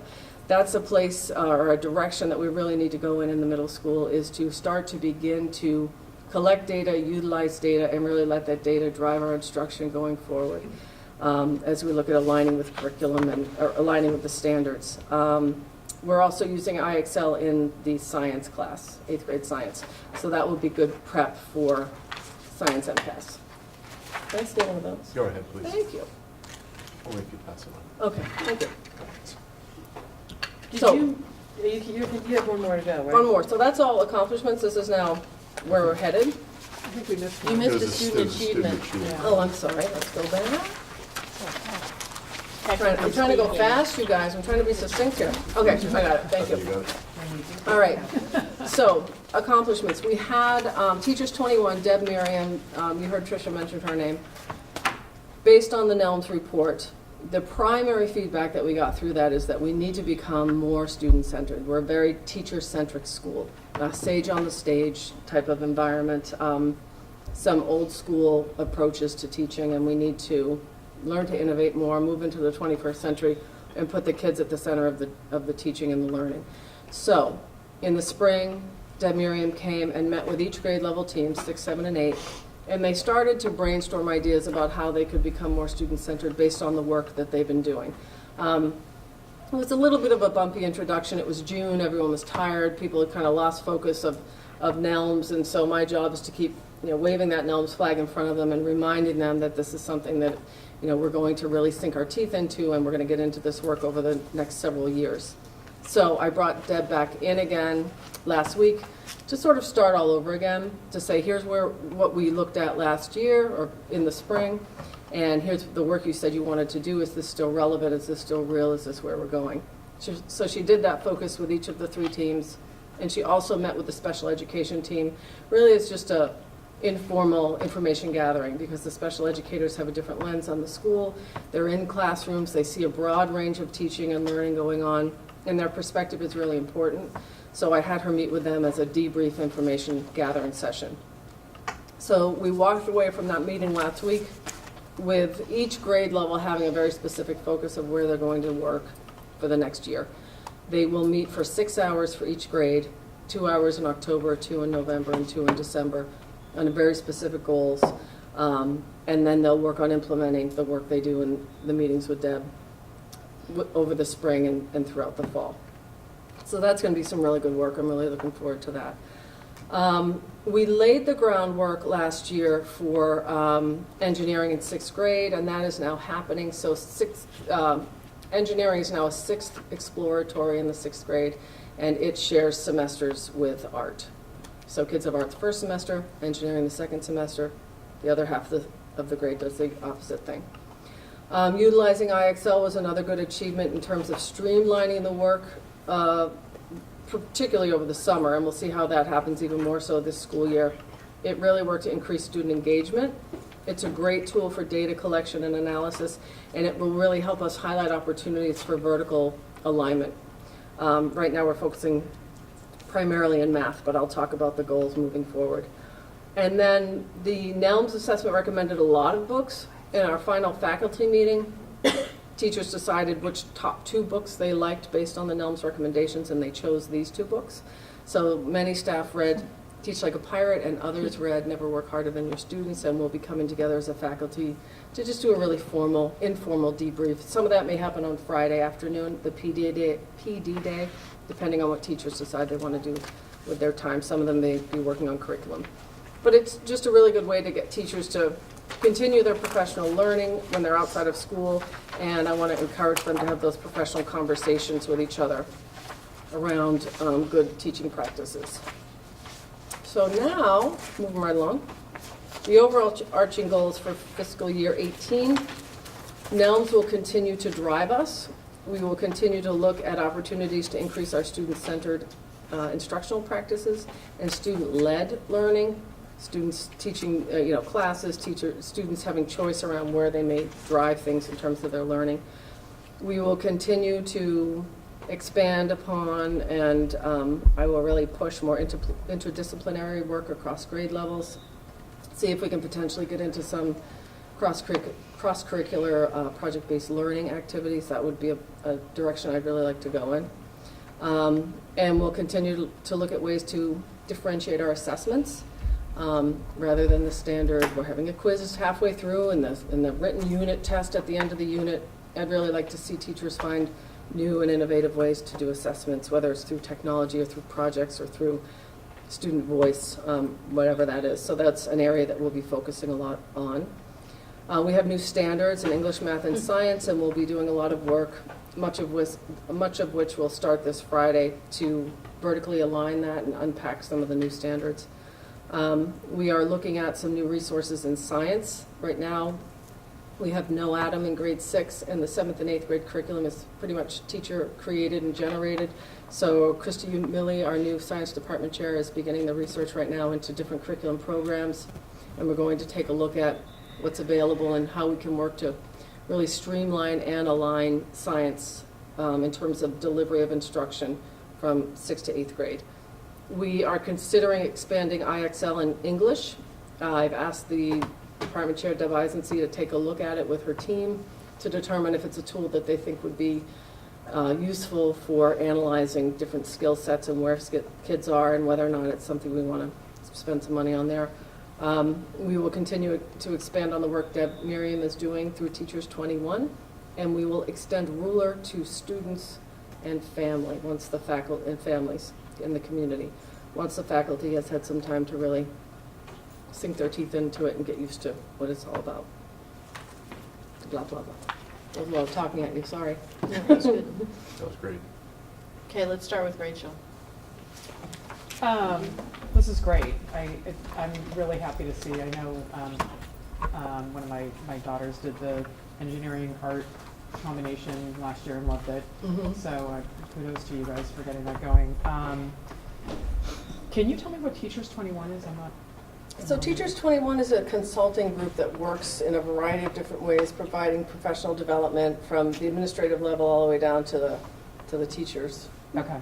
Is there? Yeah, we've anything- used them for everything from admin last year, admin coaching, to teacher coaching. Okay. So it's kind of a fleet of retired teachers, principals, superintendents who Okay. are now consulting. So people have been in the trenches and they really know. And so Deb Miriam, I can't think of the way to say it, but the teachers really, she's got street cred, let's put it that way.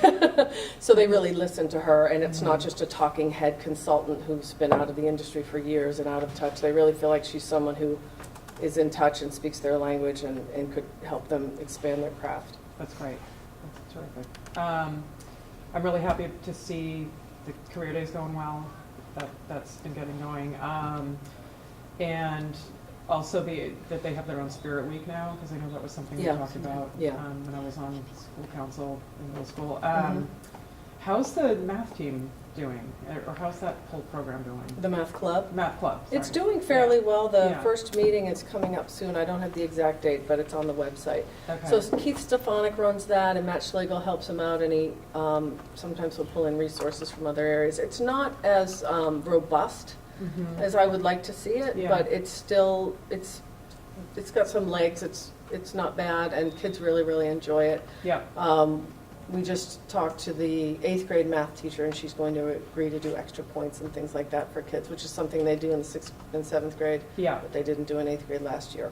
Yeah, because I So- think there is a drop-off in 8th grade. Yeah. I noticed that because there's not the extra points, a lot of Mhm. kids just stop going to the meets and, you know, Right. I mean. So she's going to do the extra points, and I'd really Yeah. like to find a way to inspire some more girls to participate. Yeah. Not only in that, but also in robotics and in the STEM Yeah. club. Yeah, absolutely. But, no, this is terrific, thank you. Sure. I just want to clarify too on Career Day. So we did that last year. It won't be an annual Won't be thing. everything? No, Okay. it might be Every every 2 to 3 years. Okay. We don't want to exhaust the resource pool Okay. that we have Got it. available.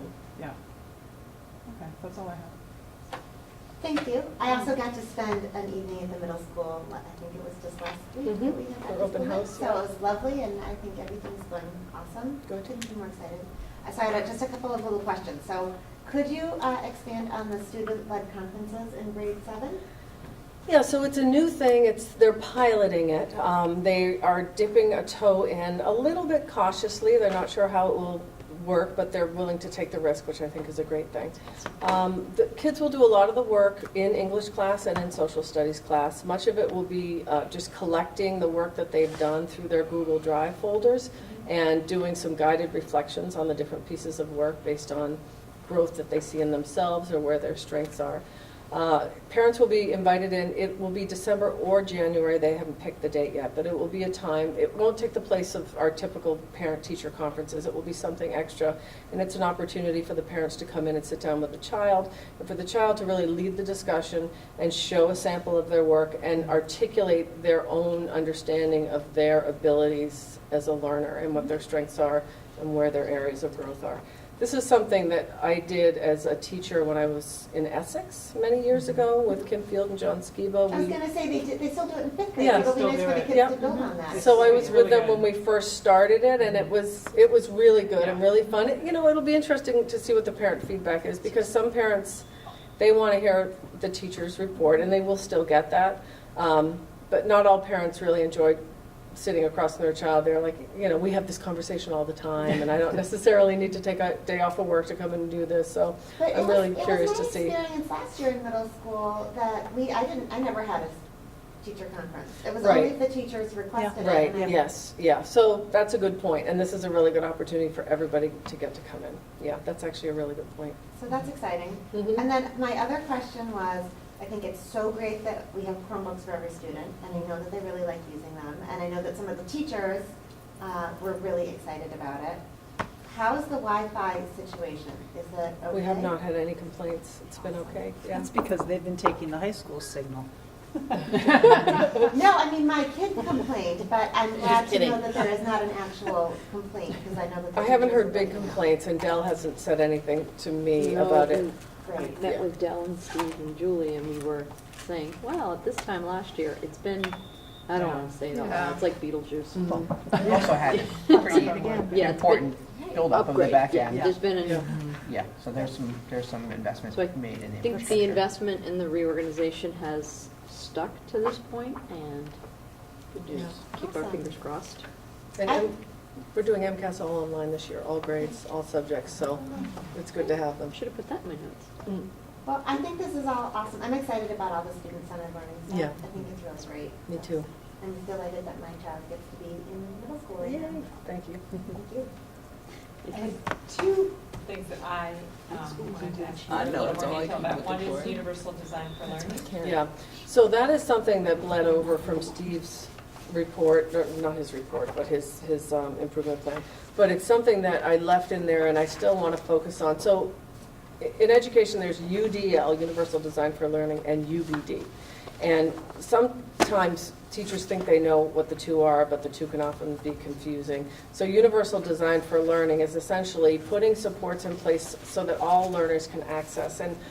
And the supports that you put in place for the learner with the most challenges can also benefit the learner who doesn't need those supports. So the analogy that's always used is a ramp that you put in for someone in a wheelchair to access the store, but someone with a baby stroller can use it, or someone with a bike can use it, or someone who's temporarily on crutches can use it.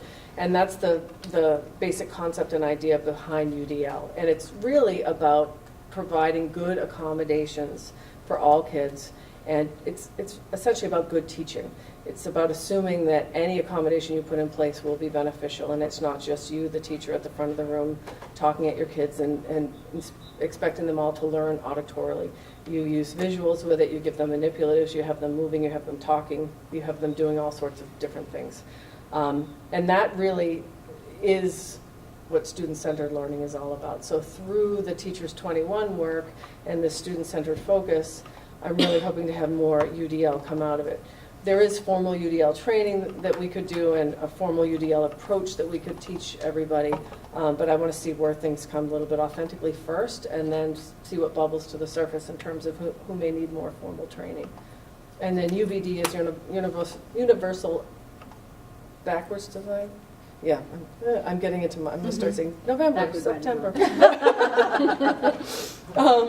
UBD is backwards design, which is beginning with the end in mind, and starting with your assessment and how you're going to determine if they know what you're teaching them, and then backing into it from there.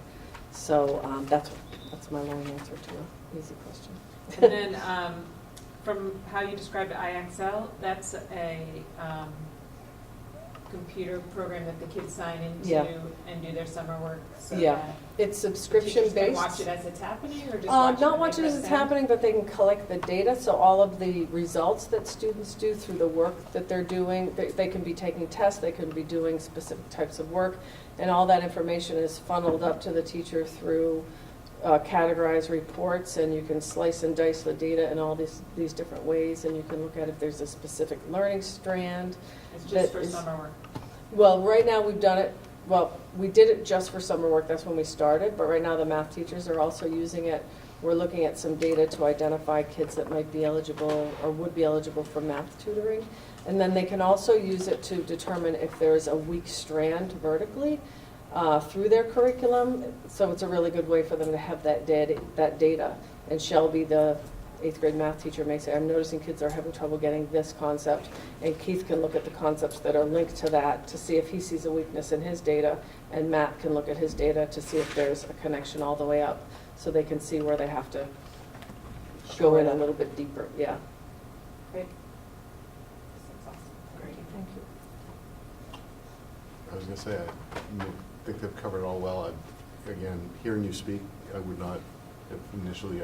said, geez, you've only been here for a little over a year and a half in the role you're in, so you bring a huge amount of confidence and engagement with all the different communities, whether it's the students, the parents, the teachers, and that's great. Thank you. And I just wanted to, the one point I put in there is I just want to emphasize I really like the continual challenges that you seem to be putting to people, and also your focus on technology. How do you use that best? How do you take advantage of great now that it's Chromebooks?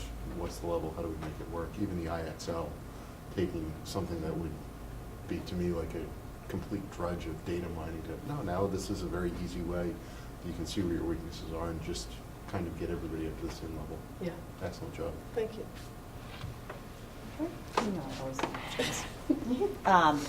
Thank you, first of all. I'm going to echo everybody else for taking a really critical look at the school and acting immediately on a lot of the stuff that came up from NELMS, because I think there was a lot of information. Yeah, there still is. Yeah, there's still a lot of work to be but done. We'll get there. But it's a great place to start out. Yeah. It was a great school to begin with. It still is. Mm-hmm. So I have one specific question on the Me Block. Is there a directed purpose within each Me Block, or is it more like the Power Block where the kids can zone out, get some homework done, just take a breather? What's the philosophy behind the Me Block for these guys? So it depends on the grade. 6th grade is very directed. They started the year with it's quiet reading, and it's reading in a book. You're not going to get your device. It's going to be a book, a hard cover book in your hands, and that's what you're doing, because they just want to get the kids used to a time in the day where they settle and they decompress and they relax. They will start to do more community things within that time, start to open it up more to homework, but they're keeping a pretty tight rein on it as they start to train the kids in terms of what the time is for and what's allowed. Okay. 7th grade has a schedule, and it's based upon the student-led conferences. So one day for 7th grade is a reading day. Another day they call it study group, which basically means you can do homework, you can study for a test, you can check in with a teacher. And then the other day is portfolio work. So they go into their Google Drives, they look at their work, and they start to tag pieces that they think they want to put into their portfolio. Okay. And that's a rotating schedule that works like that. 8th grade has a whole menu of opportunities available to the kids, which is, okay, here's all your choices, and here's where you should start your thinking. You know, what do I have? What do I need?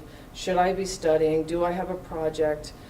They check off the list. It goes it's everything from, you know, study for the test, work on that project, all the way down to zone out. So it's a very released structure, and the kids are allowed to look at that structure and make decisions for themselves. Daily, Okay.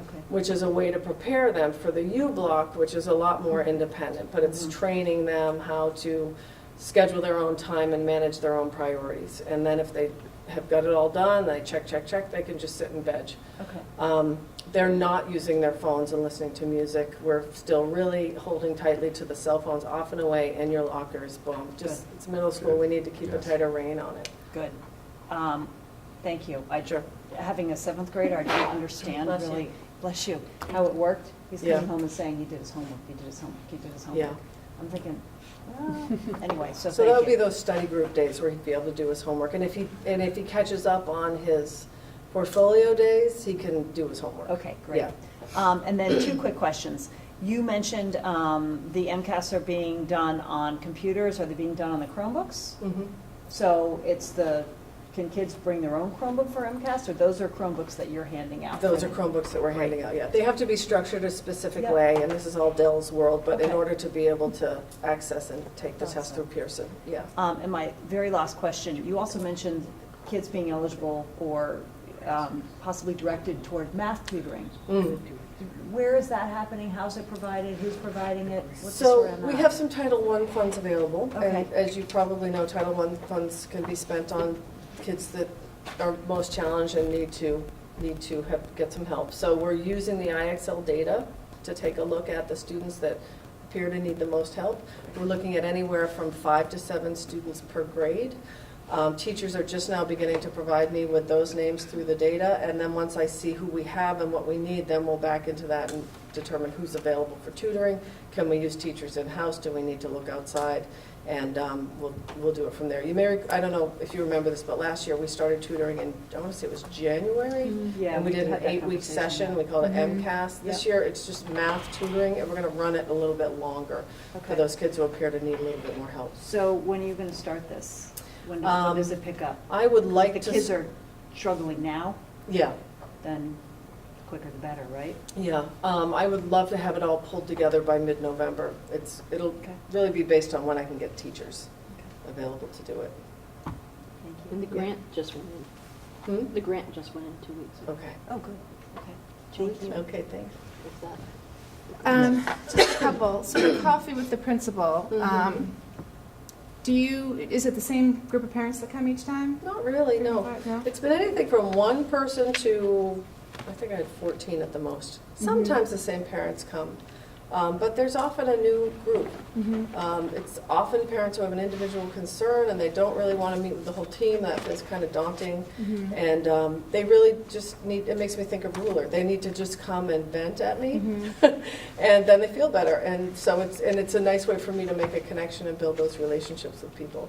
Or they just need to come and feel the water and say, here's what I'm thinking, and am I totally crazy to be worried about this or focused on this? And I can say yes or no, and depending on what that answer is, here's what you should try to do with it. Yeah. But it's been But good. you find it's constructive. You don't find it's like a bunch of cranky parents coming in and just. I think it's incredibly constructive, because even cranky parents I need to know. But, okay.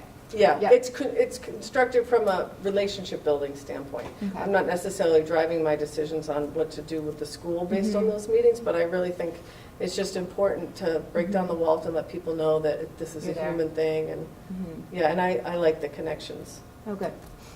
And then the 7th grade pilot conference thing, is that something that you're just thinking is going to be 7th grade specific, or is it just a pilot for 7th grade, and then you might branch it out to? Yeah, it's a or is that pilot like for an honor 7th the grade 7th grade? right now. They're probably not jumping out of their seats that I'm talking about in this venue Okay. because it's Jack's very not. new for Yeah. them, and they Okay. and you know they want to kind of get in there and get messy and don't want the spotlight on them. But I think it's worth mentioning because I'm so proud of these teachers for taking this risk. Mm-hmm. And if it goes well, then I will have them talk it up to the other grades, and then we'll see where we can go with it. Mhm. And then fabulous hires. Thank you. Yes, In 8th deals, grade. fabulous I mean, deals. Really, I know, huh? Thank you. And the parent night with the 8th grade English teacher, just how she spoke about what her mission is for the year and her theme and finding a voice. I mean, it was pretty incredible. So Yeah, good job. Thank you. She's Thank phenomenal. you. Yeah. You can Thank tell you. just by Yeah. walking in the room. Yeah, So- thanks. And the other ones are great too, but that was just one that really sticks out in my Mhm. head. Thank In you. 8th grade, class size and the whole way it's structured and being managed. I think I think it's successful just because of is it the fellow? Jake. Is just incredibly A fine fabulous. fellow. Yes, I he's mean, he's great. like Harry Potter. I mean, the kids all. I mean, so I think that you have. It's going to work because you have, in my humble opinion, the right people there. Mm. So and who want to be there. And, Yes. I mean, it's pretty cool. Yeah, thank So- you. It's good to hear. Because I wasn't thrilled about it, but I now know, I think I it's know. pretty good. Oh, no, I had the best comment coming out of the middle school back to school night. I walked out with a friend who shall not be named. She It does was a like Voldemort. to complain quite a bit. And so we walked out together and she said, I really feel out of my element because usually when I walk out of a back to school night, I just have a lot to complain about. And today, I'm just really happy with everything. That's great. So Was that's that an 8th awesome. grade parent? Was that an 8th grade parent? I'm not saying. No, you don't have to say the name, I'm just wondering, because, you know, I'm It curious was how not the an different. 8th grade parent. Oh, well, that's even better then. Because the 8th grade, I know that's going to be, they're a dream team. So it's nice to hear that that's coming out of a different team too, so that makes me feel good. Yeah. Thanks. Okay, so just a few things. I'm really glad to hear about the hires. Mm. And I just want to say, you know, you had a lot to look at. I mean, you were approaching this and there was a hell of a lot to do. To Mm. kind of like I don't even remember any of it. getting, Like water getting out of a fire started. hose. Yeah, getting started and kind of developing a plan and implementing a very comprehensive action plan. Mm. And the fact that teachers and culture, their culture and their need to feel valued and as professionals and kind of work on that is, I think, really important, that needed to happen there. Mhm, So I'm really mhm. glad that you're doing that kind of work. Mhm. And also the whole student-centered learning piece is great. And I can remember those conferences with kids leading it. And I loved the kind of team conferences that we used to have at the middle school. Yeah. I don't know where that is, but I love that. I always felt really good, like, these people know my kid Mhm. and they are gonna get him through this Mhm. thing. So I love hearing that that's happening. The whole thing about girls and getting them involved in STEM and encouraging that, there's a program in, I think it's South Boston maybe. I don't remember if I ever sent it to anybody, but it was an evening program that was just girls and female, women in technology Mhm. leading it. Yeah. And it was just, it was trying to like build skills in a safe space. Yeah. And I think it would be kind of interesting to look into that program. I'll try to find it.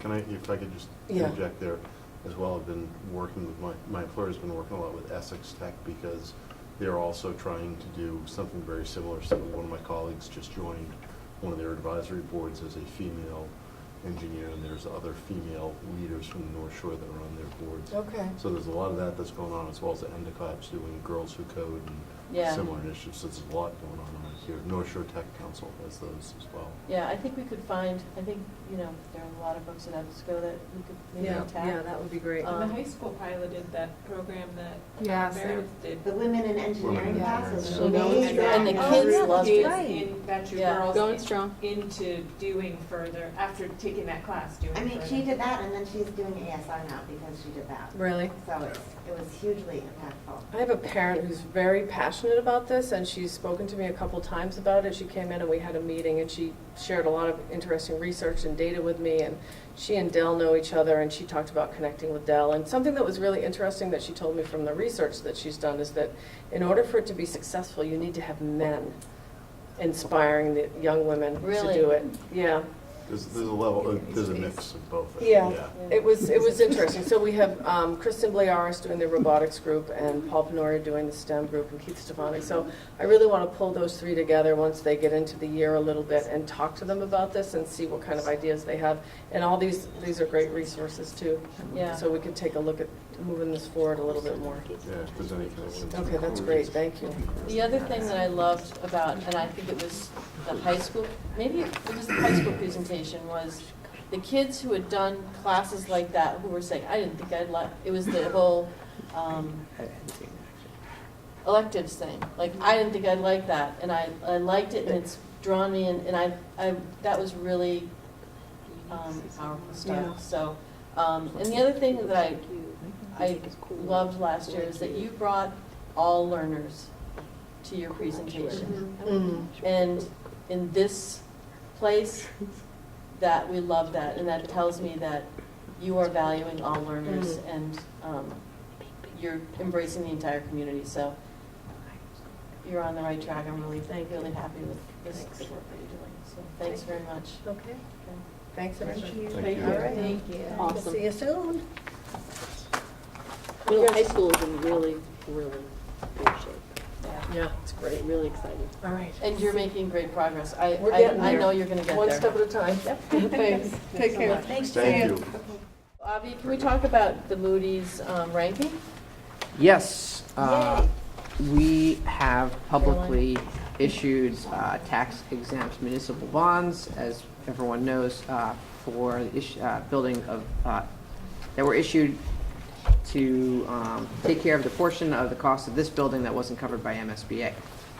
And as such, we have our bonds rated, and every year you get kind of an updated comment on the state of our organization based on our recently completed financials and audit, which we submit to the to Moody's every year. So this is just kind of a State of the Union type of report that we get from Moody's, and they've upheld our rating, no change. We're rated AA2.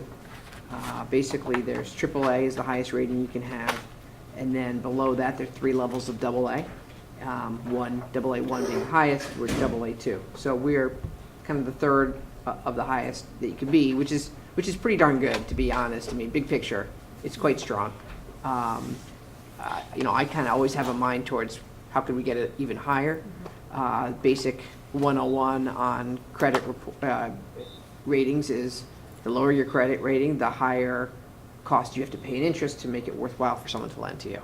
And so if our financial State of the Union is such that, you know, our rating goes down, well, we can expect that taxpayers are going to have to pay more to borrow. And with, you know, our interest rates for this building are already locked, so we don't have to worry about that changing. But there is a serious potential for us to be doing a lot of borrowing in the coming years, as we have 2 elementary schools that need to be built. And we know the MSBA, you know, at this point only is probably going to cover about 30% of what those buildings will cost. So this is pretty important stuff. I'm really just providing it because I think now that we're a year or 2 ahead of those types of conversations, I think it's just good to see this type of thing. In the past, it's kind of been no news, but I just thought it would be good to share it with you in case you had any questions. It is, I think, going into the highlights here, overall, we're in good condition. It was interesting to me to see that if there was something that we could improve, they feel like our reserve funds really aren't as high as they could be. And so I think there's always this kind of give and take when you're a regional school district of not wanting the reserve funds to be too high because your tax, you know, it's all related to taxation and, you know, and or school choice revenues, and you want to be operating on a lean and mean basis. But when you don't have those reserve funds, I think it ultimately ends up costing taxpayers more. So I think part of what we need to do to educate people is to explain that, while it sounds nice to return every dollar possible to taxpayer right away, there are operational reasons why reserve funds are important, especially with old buildings. You could have a serious issue like a boiler that goes, or a roof issue. You could have an unforeseen operational budget hit, like health insurance. Last year, it turns out we didn't need reserves to cover that, but we could have. More importantly, it just shows credit agencies that you can cushion any type of shortfall in the future, and so lenders shouldn't be worried about lending to you. And so I think that's the biggest takeaway here. So as we do go into conversations with the towns and the communities and FinComs and taxpayers about our state of operational budget, I think it is important to remind people that these reserves are important. They're not, while they're high enough for us to be at a AA2 level, which is great, they're not probably as high as we'd want them to be. And we just need to be sensitive to that give and take balance.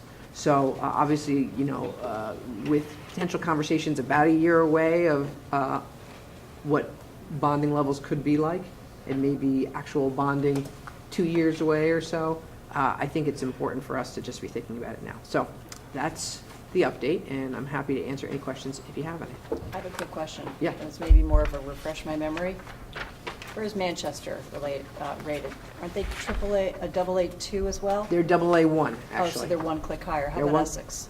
Essex, I don't believe is rated through Moody's, and they all That's have a right, you slightly told us different rating. So I think this is something we can bring up at our next budget collaboration meeting, to just discuss with them. Get their feedback, see who they use, because not being a subscriber to whatever agency, I don't get their reports. Okay. But I've also reached out to our financial advisors, which in fact, I've actually mentioned it to them a couple times in the past, but I've kind of asked them to accelerate their work on what we would need to do to move forward. And they're going to look into that and see where we stand, just in case there's anything we need to know. Okay, move forward, you mean AA1? You move up. Okay. Yep. And to be honest, it really may be impossible, because we might not be able to move the needle so much, but I think it certainly helps us as we're going into this budget cycle to remember that A, we've got to fund our operations, but B, we've got to think long-term, and see what they say. Often you're not going to go typically higher if you're a regional school district than your funding organizations. Right. So we're a little bit capped in that regard, But we can be on the same level. I would like to argue that we could, and I used to be an analyst in my old days, and so I kind of take it as sport almost to quibble and negotiate. In fact, there was before this report comes out, they send you a draft to say, do you have any factual items you'd like to correct? They don't want you to weigh in on their opinion, but I provide factual information, but I also explain where I see potential holes, and I think that that's important to do. So I think certainly that's something we're going to be thinking about, that kind of give and take conversation with the credit agencies for the coming year. And the difference between the interest rates that we would pay at a AA1 level versus a AA2 would be substantial enough to Well, investigate this, right? I think every dollar saved is significant. If you're borrowing, in the tens of millions, Yeah. then 20 basis points, which Right. is what we might be talking about, which is in layman's terms, that would be 20/100ths of a percentage point. Adds up to a It's significant big, amount of money. yeah. And so I'm sure every taxpayer in both communities would like to have that money in their pocketbook, and our job is to get them the lowest rate possible. Can I ask a question? When we go to bond for the building, is it Manchester-Essex rating that sets the bond rate, or will it be the town of Manchester and the town of Essex that set? It is Manchester That we're Essex's assessed rating. against. It is our rating. Our rating is based heavily on our finances, and because of our particular situation and most regional situations, our issuance statements that it's like our bond book our disclosure that we give out to lenders has a ton of information about each of the towns.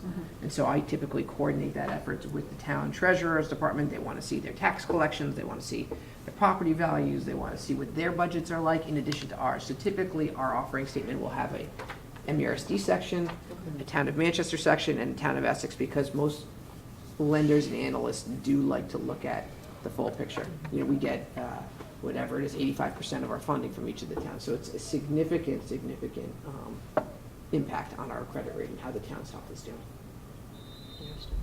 Thank you. Yeah.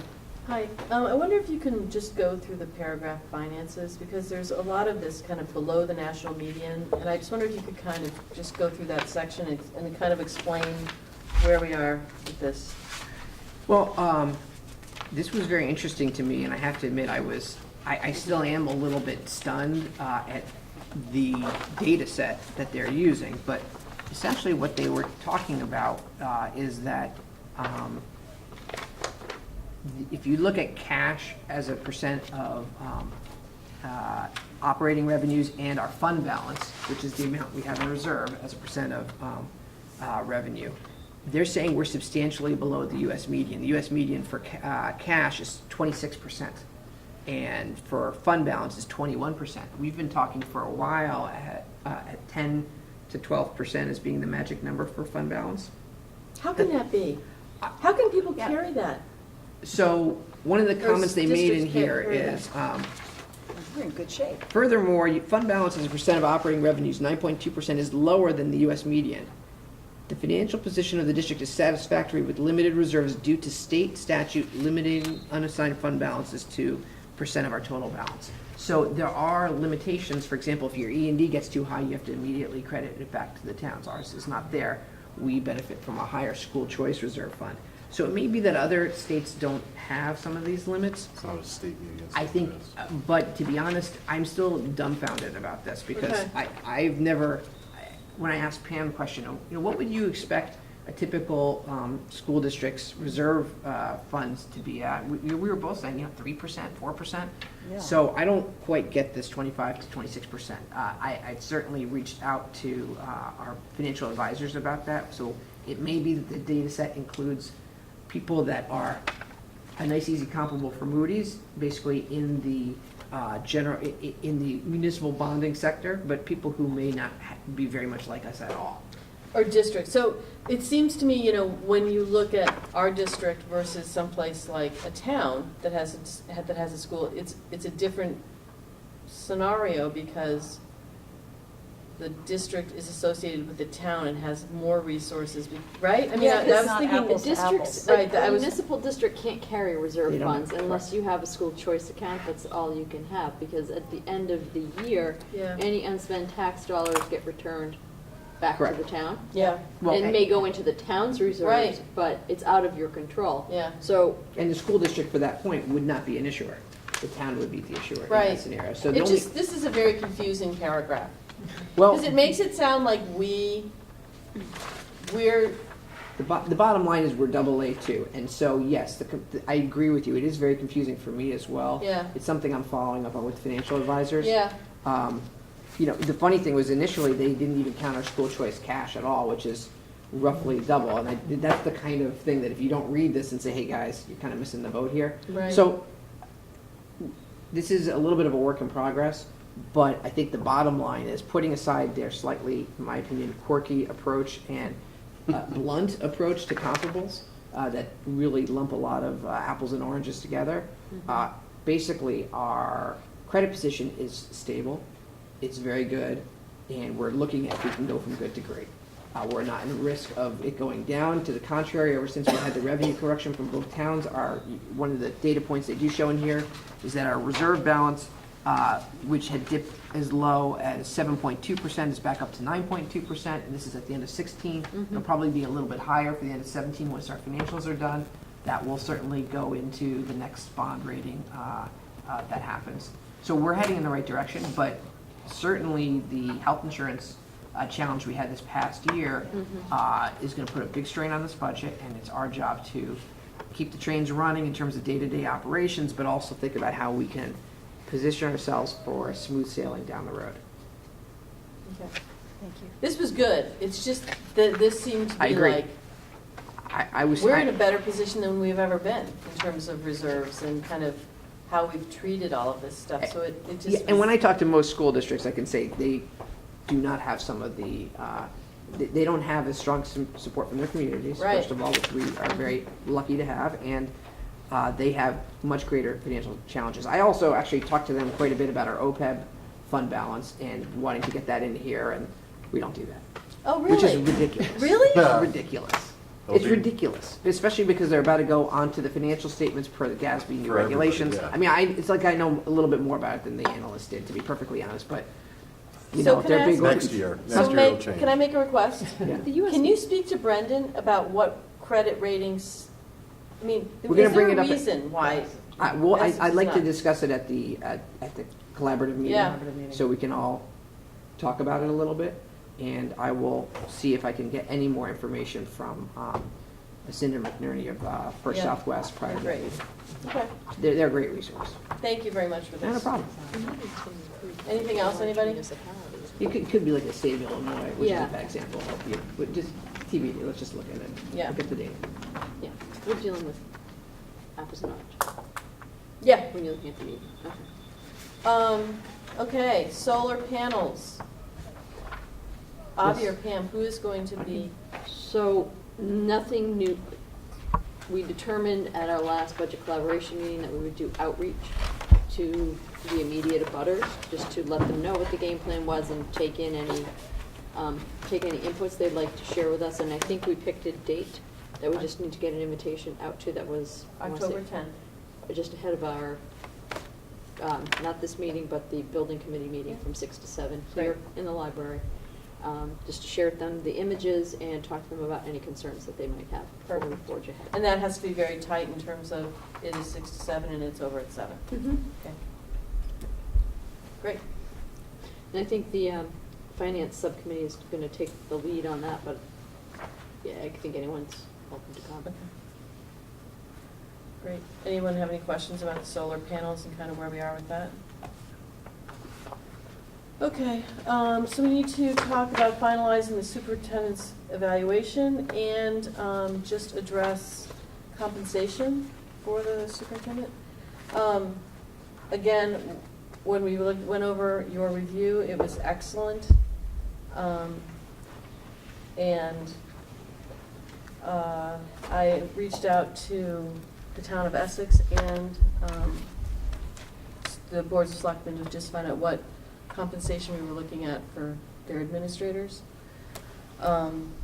Essex had a 2.5% increase on the 2016 salary, and then a merit-based percentage on top of the 2016. So that was of 3%. So and then the town of Manchester did a 2.5% for their administrator, and then a $4,600.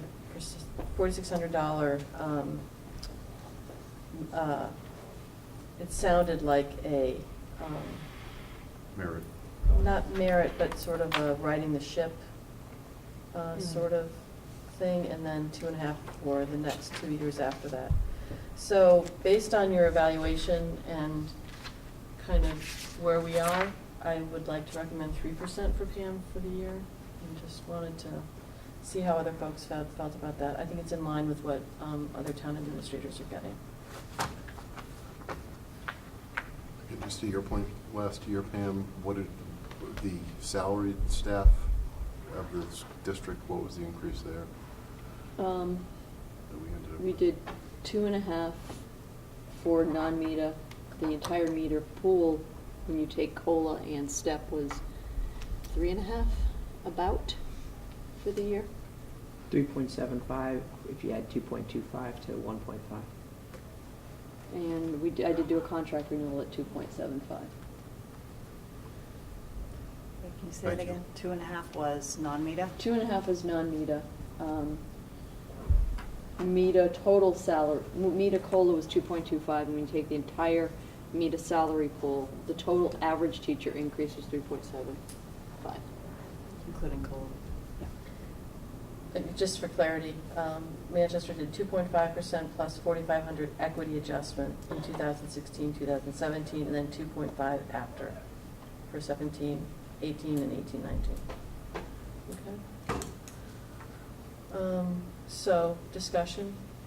Will you feel comfortable, Avi, budgetarily with that Yeah. suggestion? Yes.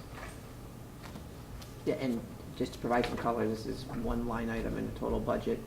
Overall, our budget growth has been stable, so I don't see this being a budgetary issue as much as a school committee issue. Okay. Great, so can I have a motion to that effect? So moved. A second. All those in favor? Aye. Aye. Thank you. Thank you, Pam. Thank Oh, you. you're welcome. Really, every school improvement plan we see reflects strong leadership, so Good thank you. team. We've got a really, I'm excited Yeah. about where we're gonna, where we're going. And the fact Really that good progress. everyone is always thinking, how can we do better? Mhm. You know, it's good that we stop and acknowledge our success, but we're always thinking, what can we do better? And that's really It's a good really stuff. strong team. Yep, Supported I'm by excited to do it. fantastic Excited to faculty. present. I'm Yep. enthusiastic. Yeah. yep. And people enjoy working together. Yeah, that's clear, and they feel That's fun. supported.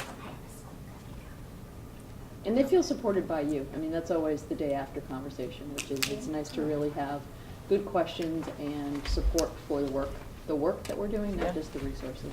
It's easy to be supportive when the work is this good. Yeah, Yeah. Seriously, I got to go What to kind of works? those open houses were amazing. I walked out of high school and middle school just feeling so good. And there's a nice high level of feedback. I mean, there's a lot of exchange of ideas, not always perfect agreement, but there's always, everyone's always trying to get better from all angles. It's exciting. We're in a really good place. yep. Any public comment? Crickets. Okay. Any school committee comment? I have a comment. I would like to comment that I'm disappointed that nobody from our CPAC has shown up to our meetings, and I would be delighted to have somebody come to a meeting sometime. Yeah. Yeah. I have one last comment. I'll second that. And also, Pam, we began, some of this was a discussion on bargaining, interest-based bargaining. I guess I've come to recognize that kind of your leadership, the school's leadership, no matter what the negotiation strategy ends up being, kind of you're always doing the interest-based bargaining, looking at all sides of the issue and the interests of all parties. And I think you often point out, we don't have to take the time to sit and celebrate, look at what we've done. And I think bringing some of that to the negotiations and just everywhere, that's just part of the culture. It's a good thing. And don't stop that. Thank you. Nice. Thank you. Everybody feeling good? We're ending on a high note. Yeah. Yeah. It's good night. Hey, listen, can I tell you something? This is a good government thing. This is working. Right? And there's a community meeting tomorrow morning if nobody's heard. That's You're right. late.